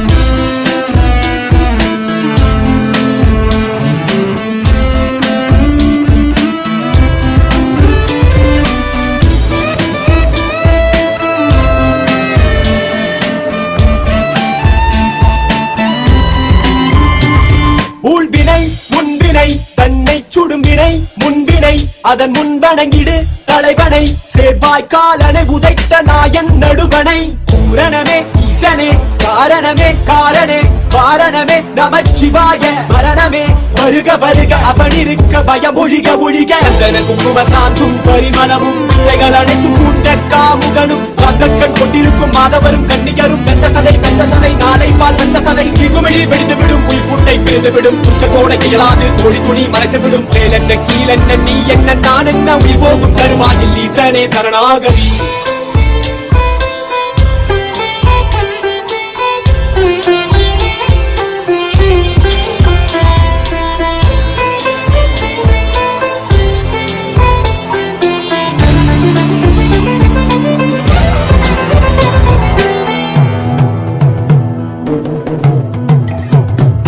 கண்ணில் காண்பதும் ரசிப்பதும் அழிந்து போகும். இந்த உடலெனும் காயமும் அழிந்து போகும். உன் பொருள் தீக்கிரை அழிந்து போகும். இந்த உலகமும் பிரபஞ்சமும் அழிந்து போகும். உடலினை நிஜமென எண்ணி எண்ணி தினம் உயிரை மாய்த்தவர் கோடி கோடி கோடி. பணமும் அழிந்து போகும். இந்த உலகமும் பிரபஞ்சமும் அழிந்து போனாலும் அழியாதது உன் பாதம். பணித்த சடையும் பவளம் போல் மேனியும் அழியாதது உன் நாமம். நமச்சிவாயம் நமச்சிவாயம். கரையாதது மானுட பாவம். 9 குடில்களும் 6 அடி உடம்பும் தவறாது என் பக்கரத்து ஏற்றுக்கொள் நடுவா நமச்சிவாயம்.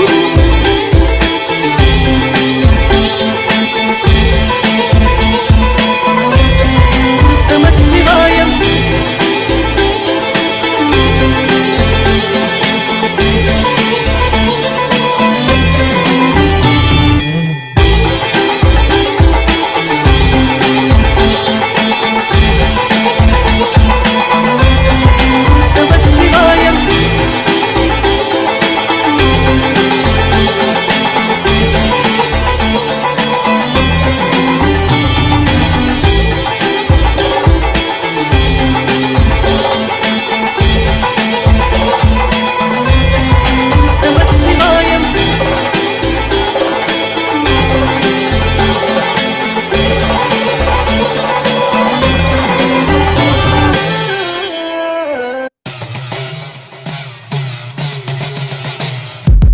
சிவசிவயன்றே தெளிகில ஊவர். சிவ சிவவாயுவூண்டே துள்ளடங்க. சிவசிவயன்றே தெளிகில ஊவர். சிவ சிவவாயுவூண்டே துள்ளடங்க. சிவ சிவவாய தெளிவினுள் உள்ளாக. சிவ சிவவாகும் திருவருளாமே. சிவ சிவவாய தெளிவினுள் உள்ளாக. சிவ சிவவாகும் திருவருளாமே.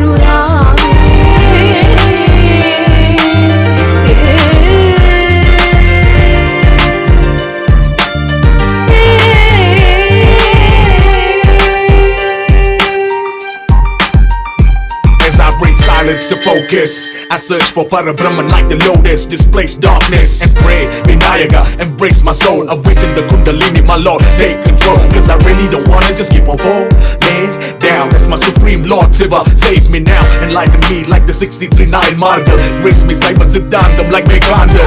Sivaya Namaho, Lord bring me back home. Come as Lord Krishna, show me Vishwarupam. My Lord Muruga, you are one and the same. Arumukangal within the third eye flame. My Amma, divine mother, Parasakti. Without you, how can I or anything be? As Anavam shatters to you, I surrender. My Lord Nanda Raja, the cosmic dancer. Seeing you dance, Sarvam Sivamayam at every glance. Lord, I'm seeing you dance, Sarvam Sivamayam at every glance. Siva Siva yandre teligila rooma Siva Siva vayu boonde tulladanga Siva Siva yandre teligila rooma Siva Siva vayu boonde tulladanga Siva Siva vaya teliginul ullaga Siva Siva vayu tiruvarulame Siva Siva vaya teliginul ullaga Siva Siva vayu tiruvarulame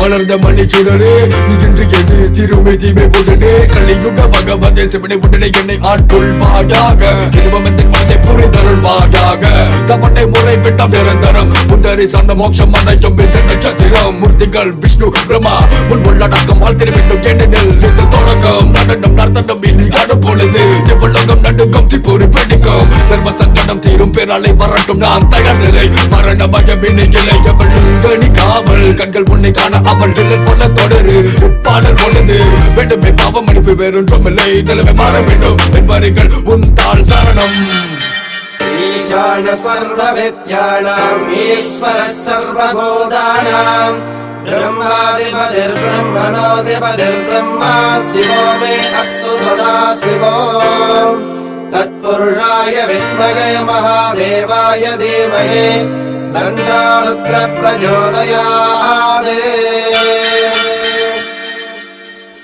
கண்ணுடையானே முள பொருளே காத்திருந்த நாள் பல கடவுளே கைலாயம் வரை என் மேல் முறையீடு நிலகண்டா திவ்ய தரிசனம் கொடுக்கினம் கொண்ட தமிழ் மகன் இசைப்படையுடன் நடைபோடும் இவன் வினைபல கண்டேன் துணையாய் உனை கொண்டேன் விட்டு கட்டை சர்ச்சைகள் பல உண்டு இனி என் மனதில் நீ நின்று கொடியவனை கொண்டு வென்று அர்த்தநாரேஸ்வரா உடல் முழுதும் திருநீரு கங்காதர கடல் நதிகள் உன்னோடு நவரச தாண்டவம் திரிசூலம் கைலாயம் உன்வசம் தோடுடைய செவியோனே எனை அருள்வாயாக சிவனே திருச்சிற்றம்பலம் சிவ சிவ என்றே தெளிகில ரூம சிவ சிவ வாயு பூண்டே துள்ளடங்க சிவ சிவ என்றே தெளிகில ரூம சிவ சிவ வாயு பூண்டே துள்ளடங்க சிவ சிவ வாய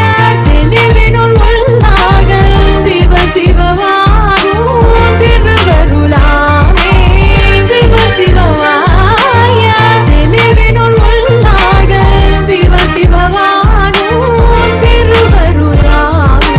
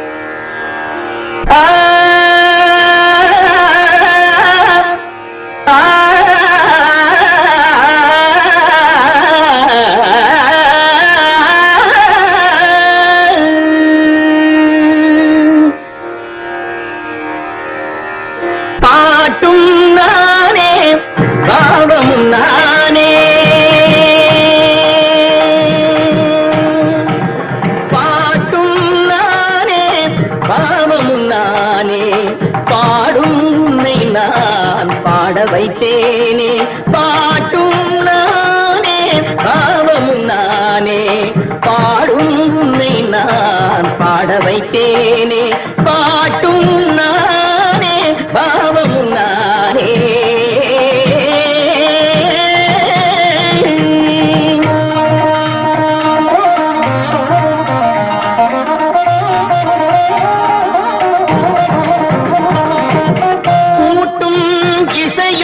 கூட்டின் முறையும் காட்டும் என்னிடம் கதை சொல்ல வந்தாயோ கூட்டும் இசையும் கூட்டின் முறையும் காட்டும் என்னிடம் கதை சொல்ல வந்தாயோ பாட்டும் நானே பாவமும் நானே பாடும் உன்னை நான் பாட வைத்தேனே பாட்டும் நானே பாவமும் நானே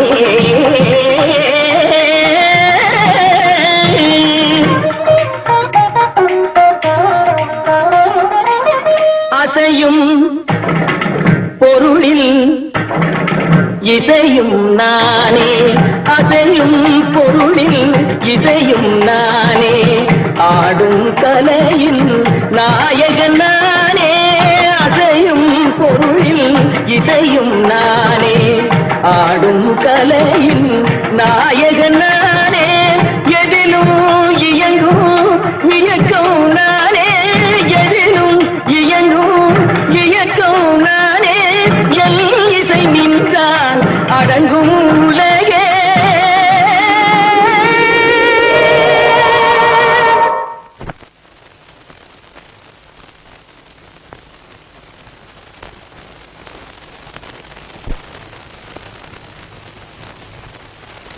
நான் அசைந்தால் அசையும் அகிலமெல்லாமே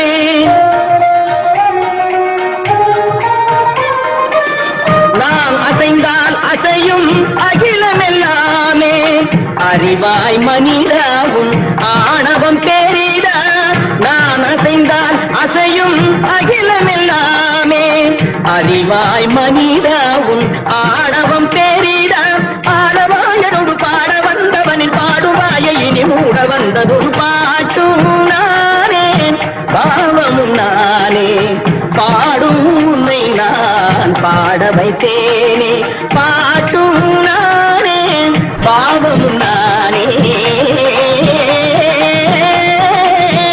கத்திக்கம் திகதிகம் திகதி தனிதபதி தரிதடி தனிதனித பமகரி சமகரி பமகர பமகரி மக பமர பமதனிதம்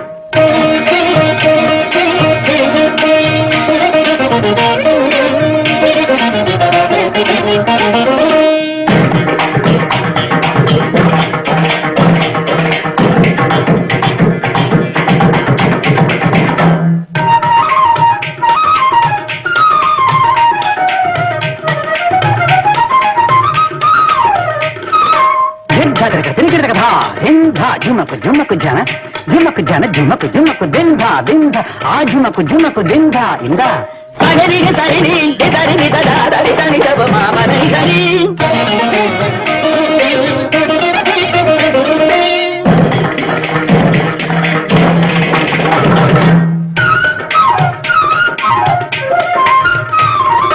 कतपारी तकिट जन तारी दिनित तांद्र गिरदग इंद्र गिरदग उंद्र गिरदग गरी मगरी तारी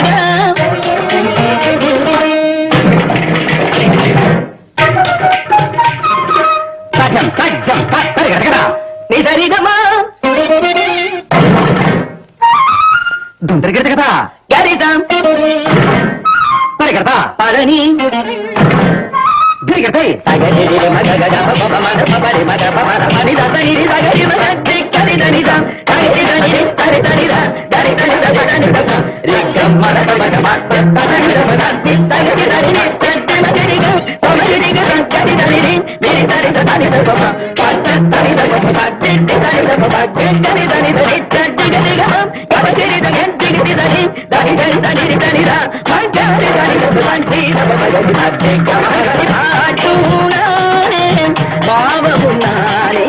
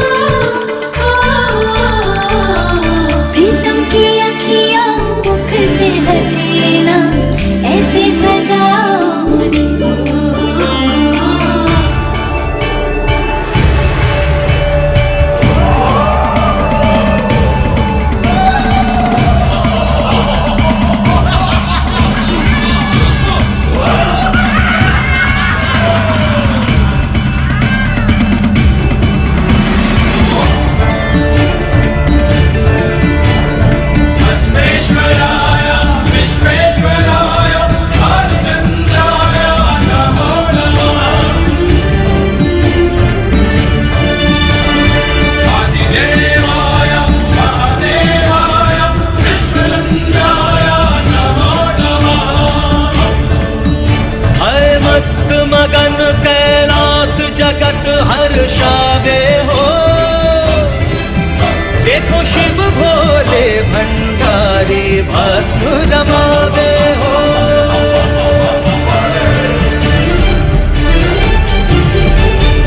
आई ब्याह रचावन बेला चहु दिस आनंद का मेला बाघंबर तन धारी छवि मन को भावे हो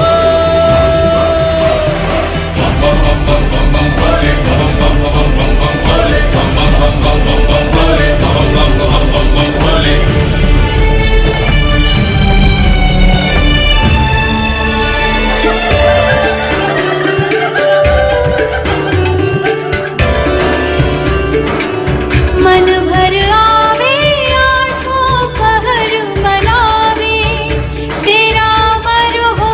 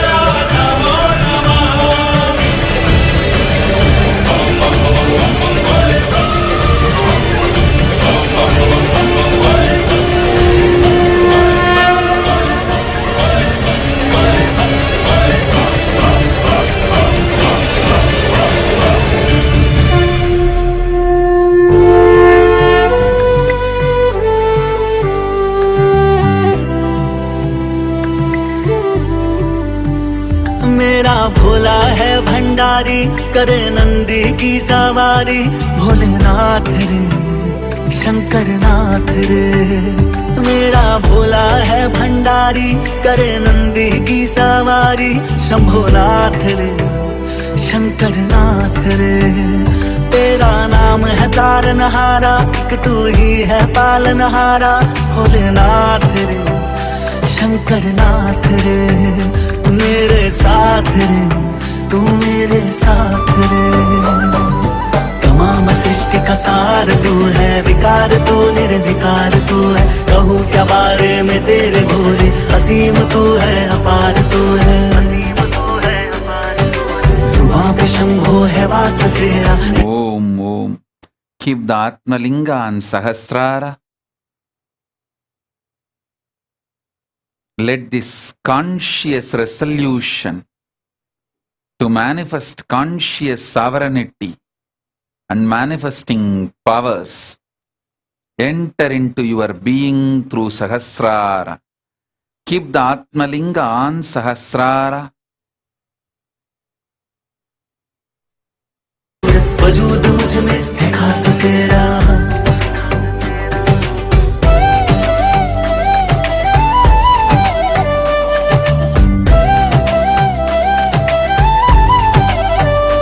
गंगा सोहे जिसके केशा, करता मंगल जो हमेशा। भोलेनाथ रे, शंकर नाथ रे। तू ही त्रिपुरारी कैलाशी, तू ही दुख भंजन अविनाशी। शंभोनाथ रे, शंकर नाथ रे। मेरा भोला है भंडारी, जिसे पूजे दुनिया सारी। भोलेनाथ रे, शंकर नाथ रे। मेरे साथ रे, तू मेरे साथ रे। उदासियों को मिटा दिया है, चिराग दिल में जला दिया है। हमेशा से भोलेनाथ तूने सुख का रास्ता दिखा दिया है। नहीं है कोई सिवाय तेरे, बने हैं हमको बनाए तेरे। अगम भी तू है, सुगम भी तू है खेल ये सब रचाए तेरे।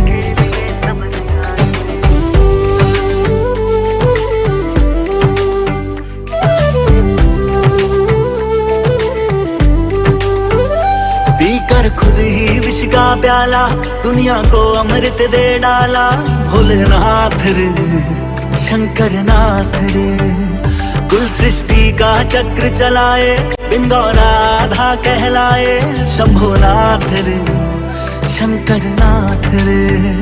मेरा भोला है भंडारी, करे नंदी की सवारी। भोलेनाथ रे, शंकर नाथ रे। मेरे साथ रे, तू मेरे साथ रे। नमामि परमेश्वराय शंकर, नमामि सर्वेश्वराय शंकर। नमामि योगेश्वराय शंकर, नमामि भुवनेश्वराय शंकर। मेरा भोला है भंडारी, करे नंदी की सवारी। भोलेनाथ योगेश्वराय शंकर, नमामि भुवनेश्वराय शंकर। मेरे साथ रे, तू मेरे साथ रे। मेरे साथ रे, तू मेरे साथ रे।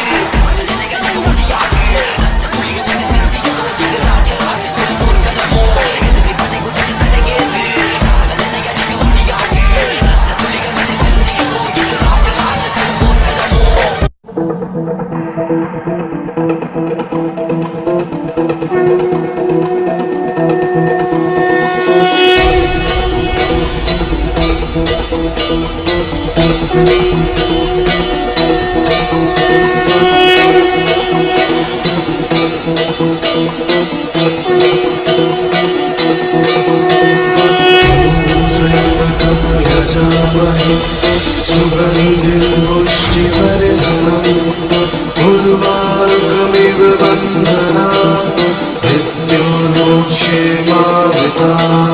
ॐ त्र्यम्बकं प्रजामहे सुगन्धिं पुष्टिवर्धनम् उर्वारुकमिव बन्धना मृत्युर्मोक्षे मामृता शिव शम्भु हे महेश्वर देवादिदेव ত্রিলোকেশ্বর তুমি আদি হে অনন্ত জটাধারী নীলকণ্ঠ তুমি প্রলয় তুমি সৃষ্টি ত্রিনয়নে কৃপা দৃষ্টি তুমি ত্রাতা তুমি দাতা তুমি মুক্তি হে বিধাতা ওম নমঃ শিবায় ওম নমঃ শিবায় ওম নমঃ শিবায় ওম নমঃ শিবায় ওম নমঃ শিবায়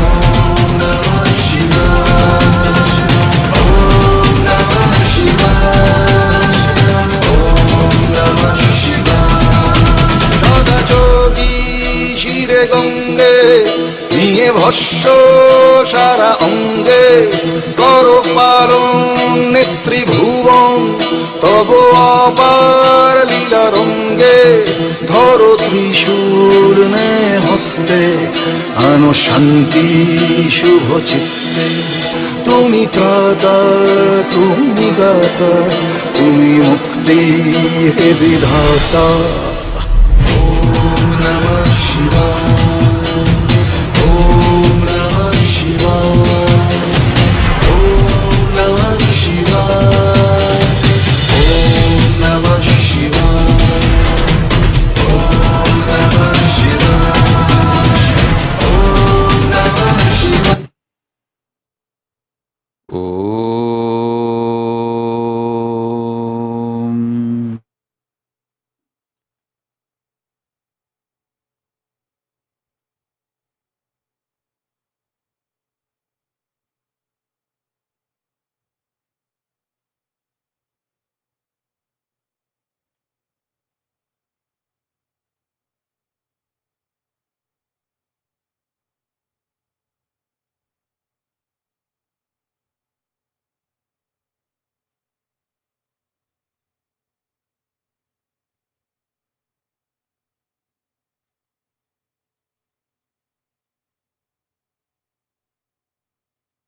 I bless you all.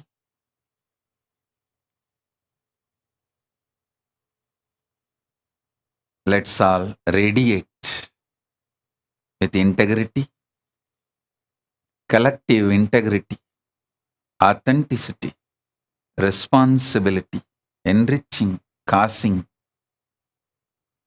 living Shuddhadvaita Saivam, Paramadvaitam, the Shuddhadvaita Saivam, the state, space, powers, being, superconsciousness, and Kailasa of Paramashiva, Paramashivoham, Om Nithyananda Paramashivoham, the eternal bliss, Nithyananda. Thank you. Be blissful.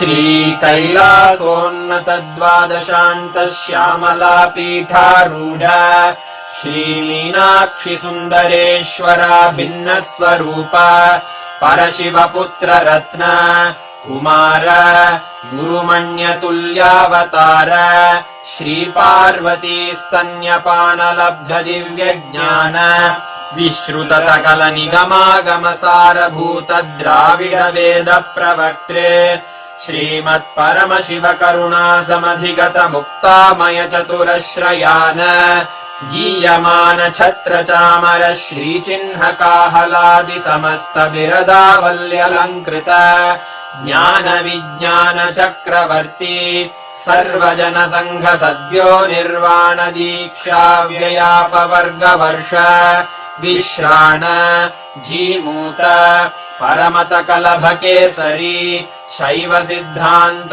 स्थापनाचार्य श्रीराजाधिराज Pandya महाराज गुरु क्षपण शाक्यादि महान्धकार निवारण ज्ञान भानु वीक्षणानर्हार्हध्वजोच्छेदन पूर्वक श्रीमद्वृषभध्वज स्थापक शैव समय कर्त्रे सर्वज्ञ पीठारूढ श्रीजगद्गुरु श्रीज्ञान संबंध देशिक स्वामी वागीश सुंदर माणिक्यवाचक स्वामिनाम् अवतारभूत श्रीज्ञान संबंध स्वामी पुनरुद्धृत श्यामलापीठ सर्वज्ञपीठ त्रिनवत्युत्तरद्विशततम गुरुमहासन्निधान अरुणगिरियोगीश्वर परम्परागत Arunachal सर्वज्ञपीठ गुरुमहासन्निधान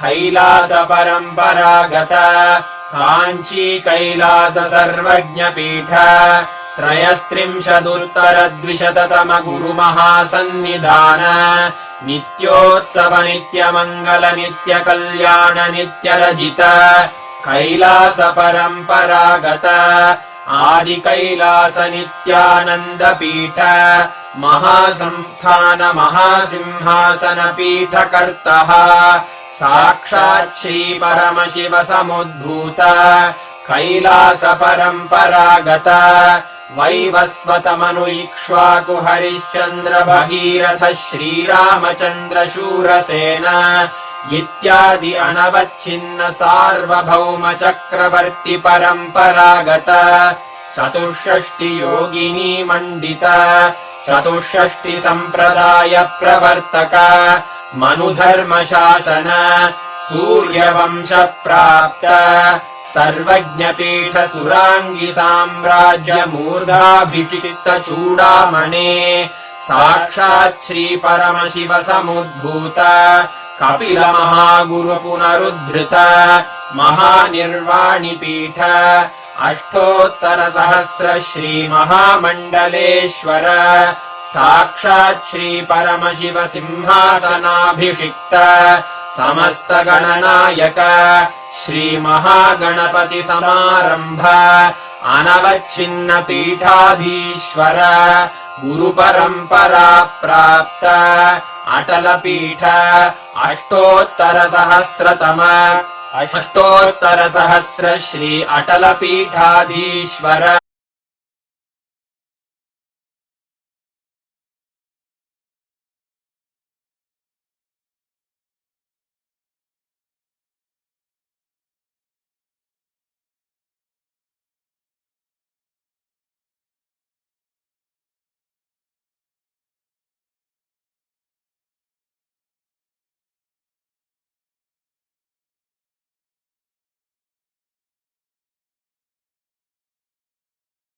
Bhagavan Nithyananda Paramashivam.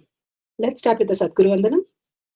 Nithyanaramasukhanam kevalam jnanamurtim dvandvatitam gaganasadusham tattamasyadi lakshyam ekam nityam vimalamachalam sarvadi sakshi bhutam bhavatitam trigunarahitam Sadgurum tam namami.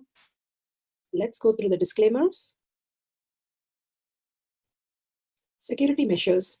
No photography, video, audio recording. Important cautions.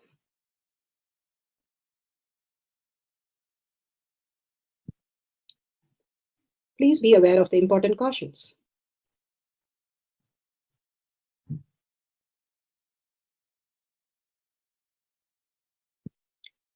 What is power manifestation? Let's hear from Bhagwan himself explaining what is power manifestation. All the 25 states of consciousness, when they happen in you, due to your chemicals and hormones ups and downs, it is powerlessness. When it happens in you, out of your free will and consciousness, it is powerfulness. That's all. When you fall into sleep, it is powerlessness. When you enter into sleep, it is powerfulness. When you fall into dream, it is powerlessness. When you decide to dream, it is powerfulness. So I have added the ultimate powerfulness, Turiyatita, in your whole being and doing. Manifest all the powers. Understand, power manifestation is nothing but cognitive shift. It is not work. It is cognitive shift. Understand? It is just cognitive shift. It's not work. Work is a 4-letter word. Power manifestation is cognitive shift. Playing with life. Playing with being alive. Yes. Beautifully, Bhagwan explained what is power manifestation. Power manifestation is a cognitive shift from what we understand as body and mind to the conscious serenity as our reality. It's a science of power manifestation. This is a science because it is repeatable and each one of us can experience that. And the evidences is listed here. Beautifully, Bhagwan gives us Shastra Pramana, the scriptural evidences, the eternal unchangeable truth revealed in the source scriptures, the Vedas and the Agamas. Apta Pramana, the Aptas, the results and experience of the Aptas. Aptas are Rishis, Munis, Ganas, Nainamas, Alvars, Siddhas, all of them, millions of them, are authority of Hinduism who have manifested these powers and having a superconscious breakthrough in a human life and living and manifesting the beautiful space of conscious serenity as their reality. Atma Pramana, account of His Divine Holiness, Bhagwan Nithyananda Paramashivam, this millennium's avatar's personal experience of each power manifestation, Bhagwan's very own Leelas. Bhagwan plays the Leela, how a human can have a conscious breakthrough, the conscious serenity as reality, and have a superconscious breakthrough and manifest all the powers of Paramashiva. Shakshi Pramana, the experience of millions of disciples, devotees, followers all around the world, initiated by Bhagwan into the science of power manifestation. Bhagwan beautifully says, I myself will be in the Kailasa courtyard and manifest all the powers of Paramashiva through you. And Pratyaksha Pramana, the scientific study measuring the effect of being in the enlightened state. Bhagwan beautifully says, how we cherish delusion when we are having so many thoughts in our inner space. Here, when you drop, unclutch, and continuously being the conscious sovereignty as your reality, you start experiencing the thoughtless space as your reality. That's what Bhagwan gives us, the greatest gift and initiation and Shaktipada, Shaktinipada, to experience the conscious sovereignty as our reality. Each one of us have to receive the prasada from Bhagwan. All the darshan and all the blessing and all the boons have been showered on us. Now it is us who can experience the conscious sovereignty as our reality and manifest our life as powers. Beautifully, Bhagwan gives the Shastra Pramana, the reference from the Veda Agamas. This is from Vijnana Bhairava Tantra. Vijnana, the consciousness, Bhairava, one who experienced the consciousness. Tantra is the method to experience the conscious breakthrough and into the science of power manifestation. Beautifully, this is from Vijnana Bhairava Tantra, Sutra 32, Dharana 57.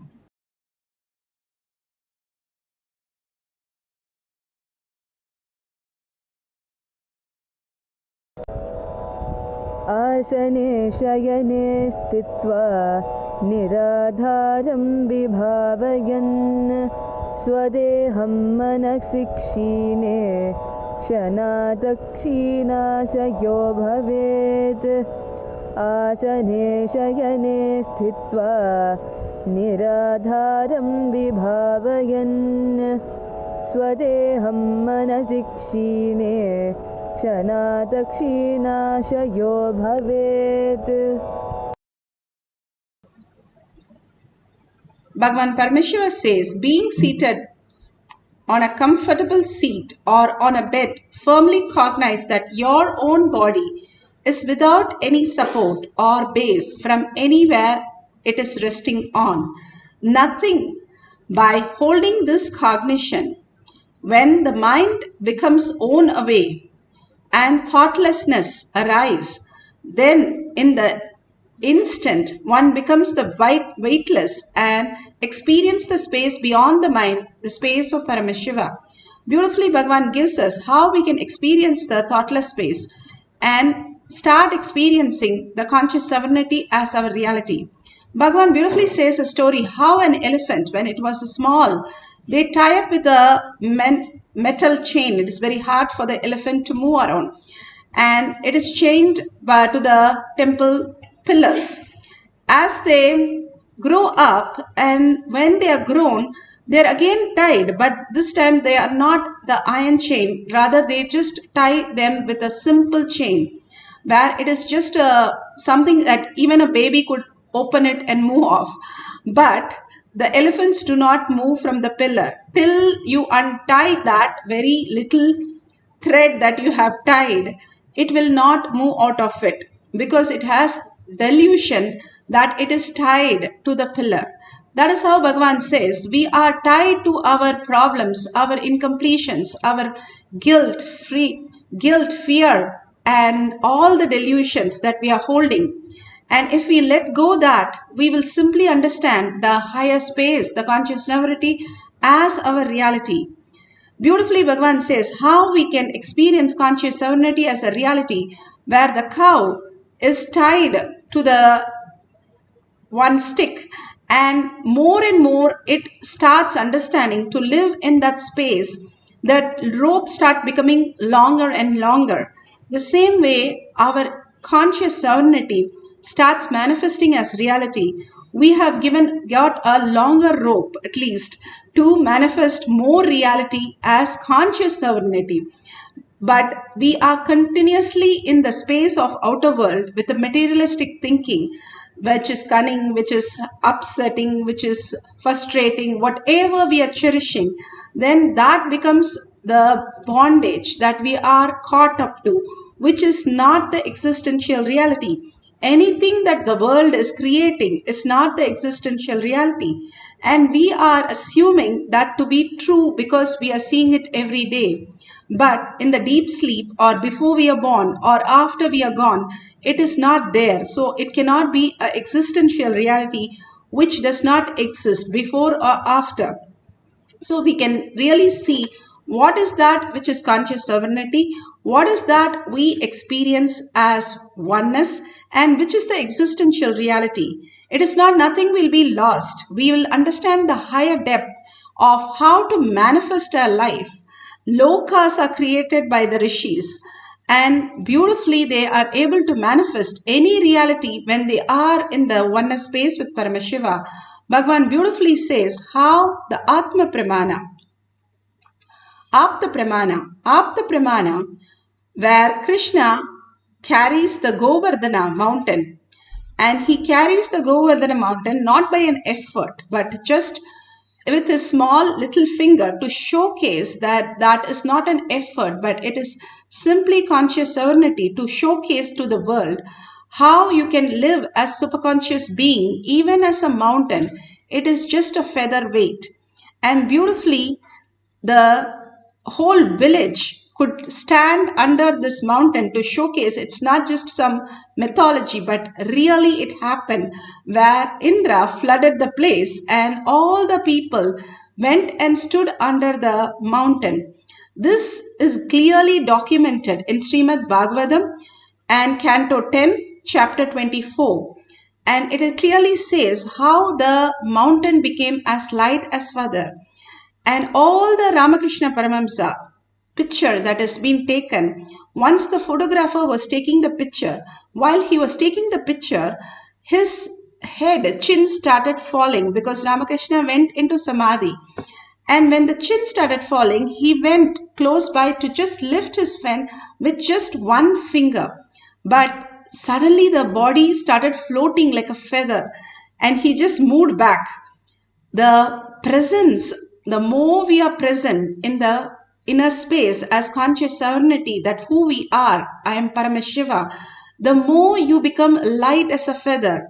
You're powerful than the nuclear energy, that Bhagavan is giving us all these great signs to understand who we are. And we are forgetting the whole fact how we exist as Paramashiva and crumbled into some mere things, that impossibility that we keep posting in our life. Beautifully, Bhagavan has given the greater reality, greater science, and he himself explains in the Atma Pramana. And gravity going up and down till 2015, gravity was a permanent, established, definite unit force. We have enough of video evidence. In 2012 itself I said it is not. Gravity goes up and down. Now in 2015, scientists have confirmed what I said.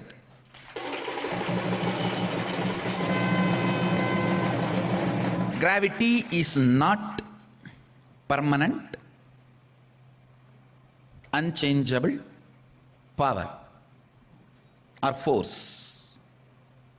Please understand, when the cosmic magnetic waves have a different influence on the planet Earth and the gravity goes up or down, it directly affects your everyday thinking, your everyday action, because your patterns, you carry two levels of patterns.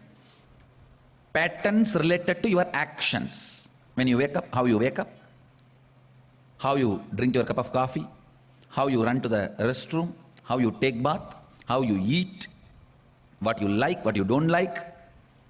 Your all day-to-day actions. The action-based patterns are muscle memory. Those patterns are recorded in your muscles, so it's called muscle memory. And your cognition-based patterns. Listen, second is your cognition-based patterns.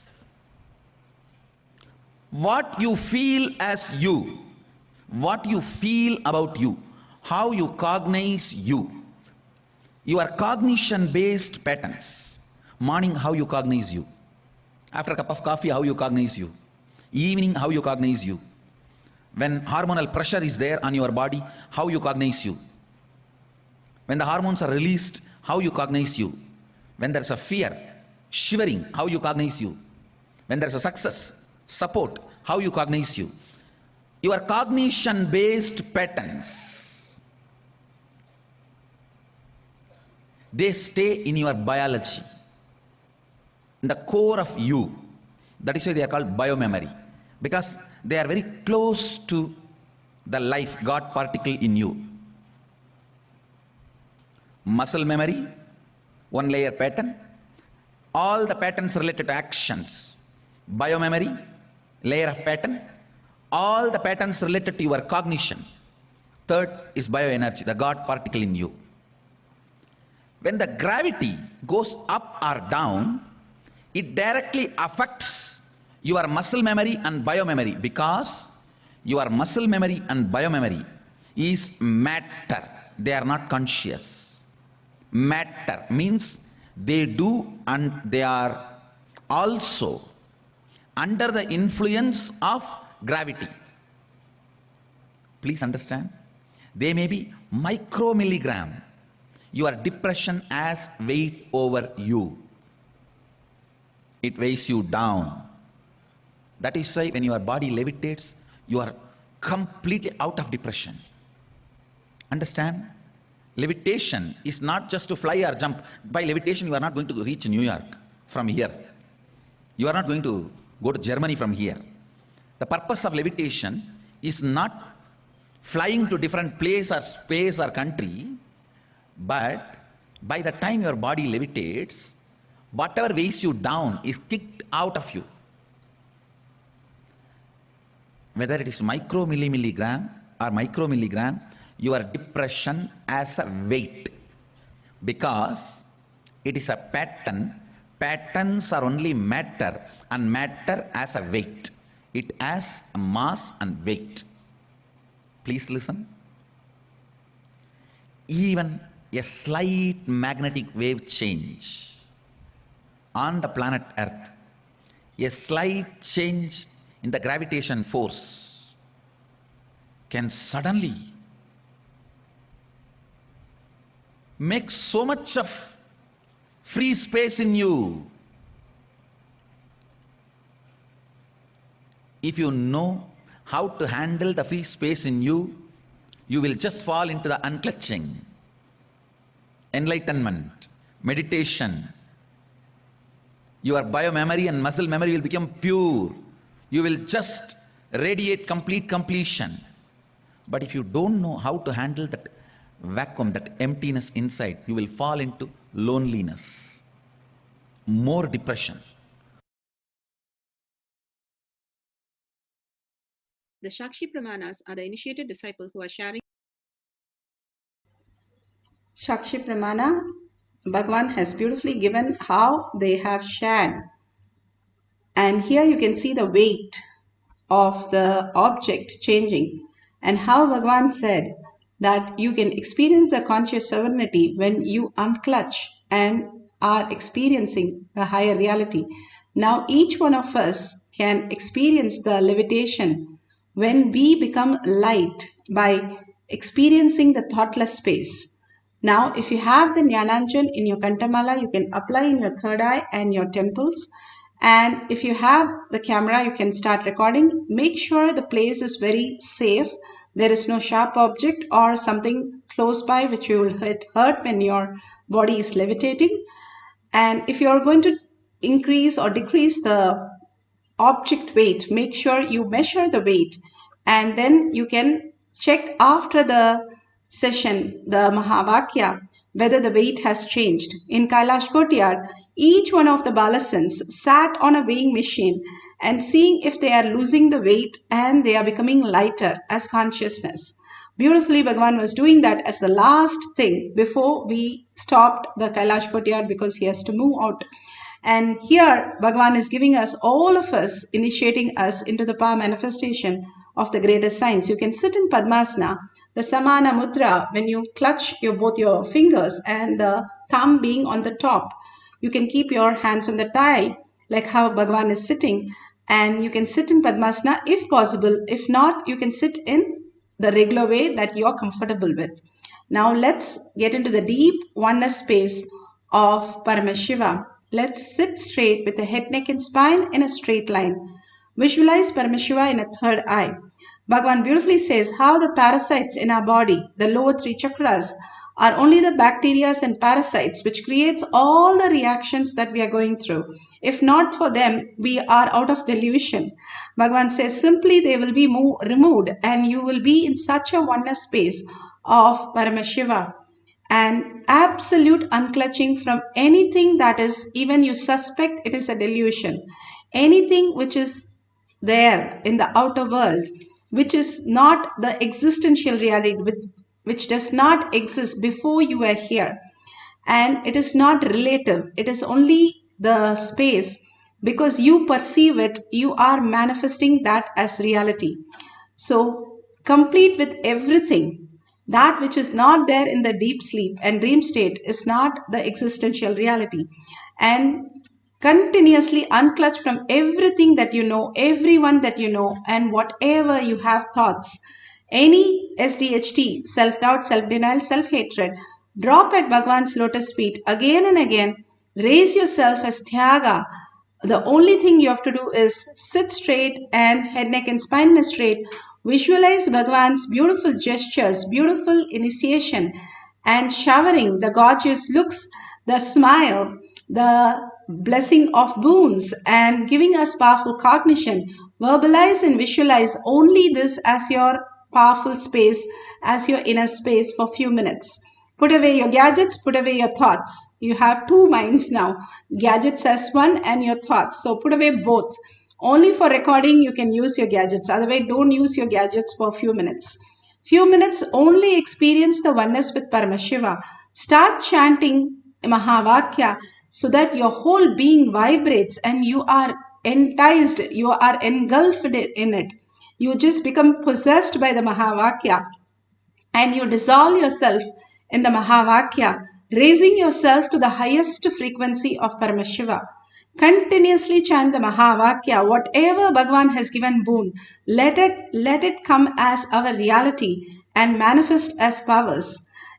Levitation not only removes your heaviness in your body and levitate, but also your inner space where you get rid of so much of depression and suppression, frustration, everything.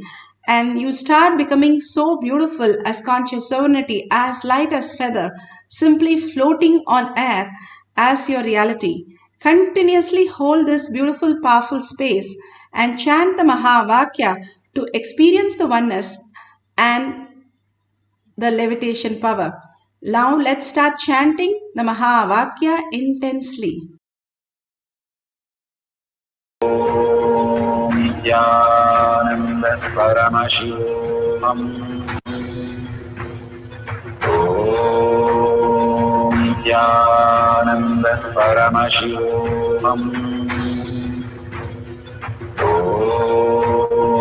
Nithyananda Paramashivam.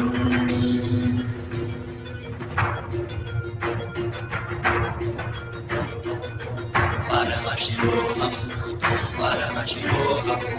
Let Paramashiva's third eye manifest in all our third eyes. Let the Amrita pour, let the Varni open up, manifest in all of us. Paramashivoham, Paramashivoham, Paramashivoham, Paramashivoham. Let Paramashiva overflow, manifest the powers in all our third eyes. Om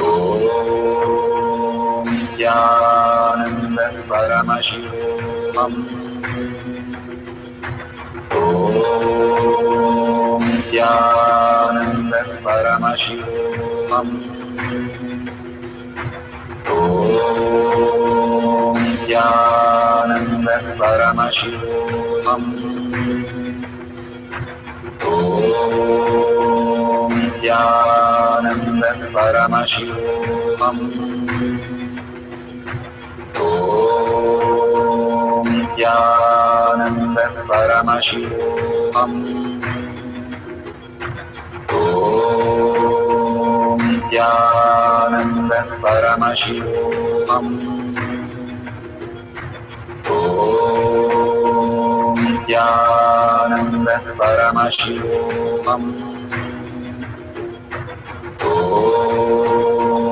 Nithyananda Paramashivam. Om Nithyananda Paramashivam. Om Nithyananda Paramashivam. Om Nithyananda Paramashivoham.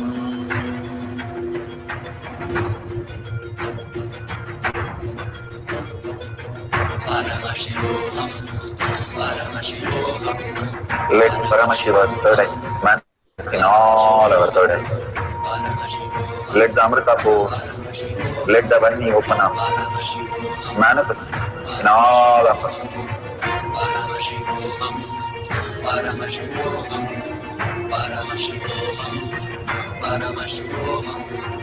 Let Paramashiva overflow, manifest the powers in all our third eyes. Om Nithyananda Paramashivam. Om Nithyananda Paramashivam. Paramashivoham. Om Nithyananda Paramashivam. Om Nithyananda Paramashivam. Om Nithyananda Paramashivam. Om Nithyananda Paramashivam. Om Nithyananda Paramashivam. Om Nithyananda Paramashivam. Om Nithyananda Paramashivam. Om Nithyananda Paramashivam. Om Nithyananda Paramashivoham. Om Nithyananda Paramashivoham. Om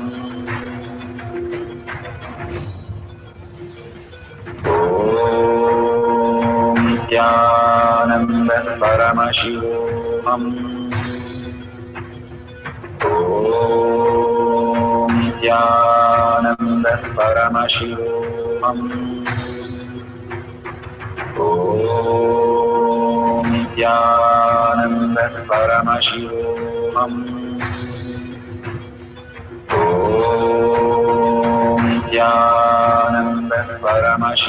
Nithyananda Paramashivoham. Om Nithyananda Paramashivoham. Om Nithyananda Paramashivoham. Om Nithyananda Paramashivoham. Om Nithyananda Paramashivoham. Om Nithyananda Paramashivoham.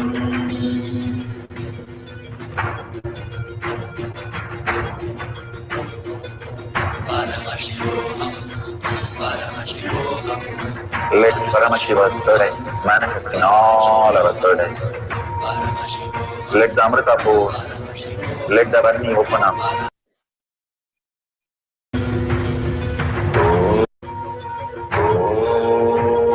Om Nithyananda Paramashivoham. Om Nithyananda Paramashivoham.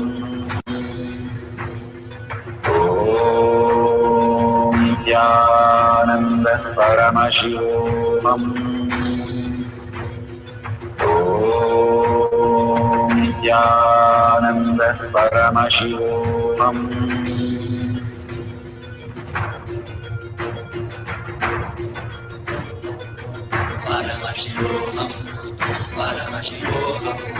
Let Paramashiva's third eye manifest in all our third eyes. Let the Amrita pour, let the Varni open up, manifest in all of us.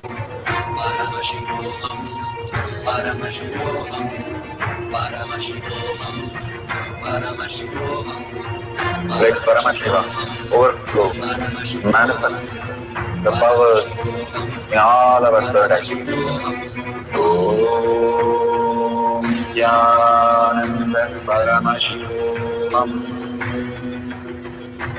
Om Nithyananda Paramashivoham. Om Nithyananda Paramashivoham. Om Nithyananda Paramashivoham. Om Nithyananda Paramashivoham.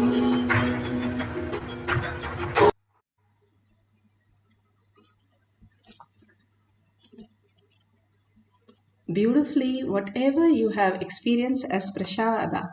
Now, take a picture of that. If you have an object that you are levitating, take a video of the weight which has decreased as it is levitating. Or if you have experienced, you can share that at the end of the session. We'll have one more cycle. Whatever you have experienced as per manifestation, more and more when we share, the whole sharing gets us to more manifest. When we celebrate the conscious sovereignty as our reality, all these greater signs that Bhagavan is giving, and he himself waits in the Kailash courtyard. Who is the one who is manifesting the powers? He sits and watches all of us manifest the powers. When we are deeply into oneness with Paramashiva and manifest our inner space, the whole reality also brings so much of auspiciousness and abundance. Is it possible for each one of us? Yes, that's what is our further life that is expanding into as conscious sovereignty as our reality. Again and again, more and more we are in the conscious sovereignty, more we understand the greater intelligence.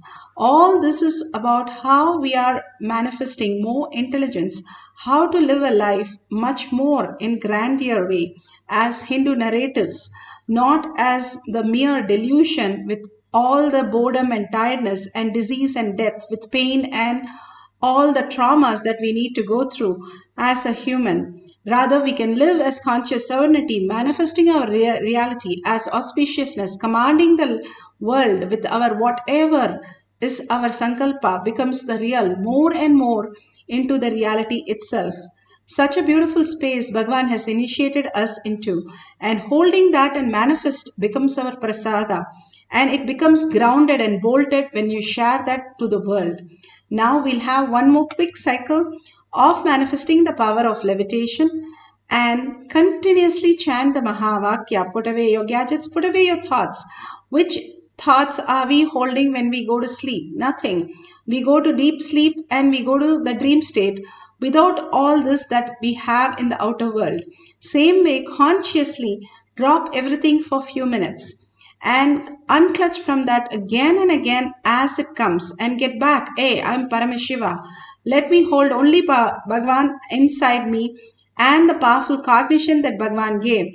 Other than conscious sovereignty, the powerful cognition that he gave, I'm not going to think about anything. If we are in a deep fear or a deep greed, we won't think about anything. Same way, you are in deep authenticity, awareness, and literally sit as 25 heads as Para Shakti with 75 eyes and 50 hands. When you're so alive, nothing can disturb you. When you're holding that ultimate space that you're Brahmanya Bahuputratam, you are the favorite inheritance of the cosmos. Nothing can disturb because you are now the consciousness itself, the Paramashiva, the quantum itself.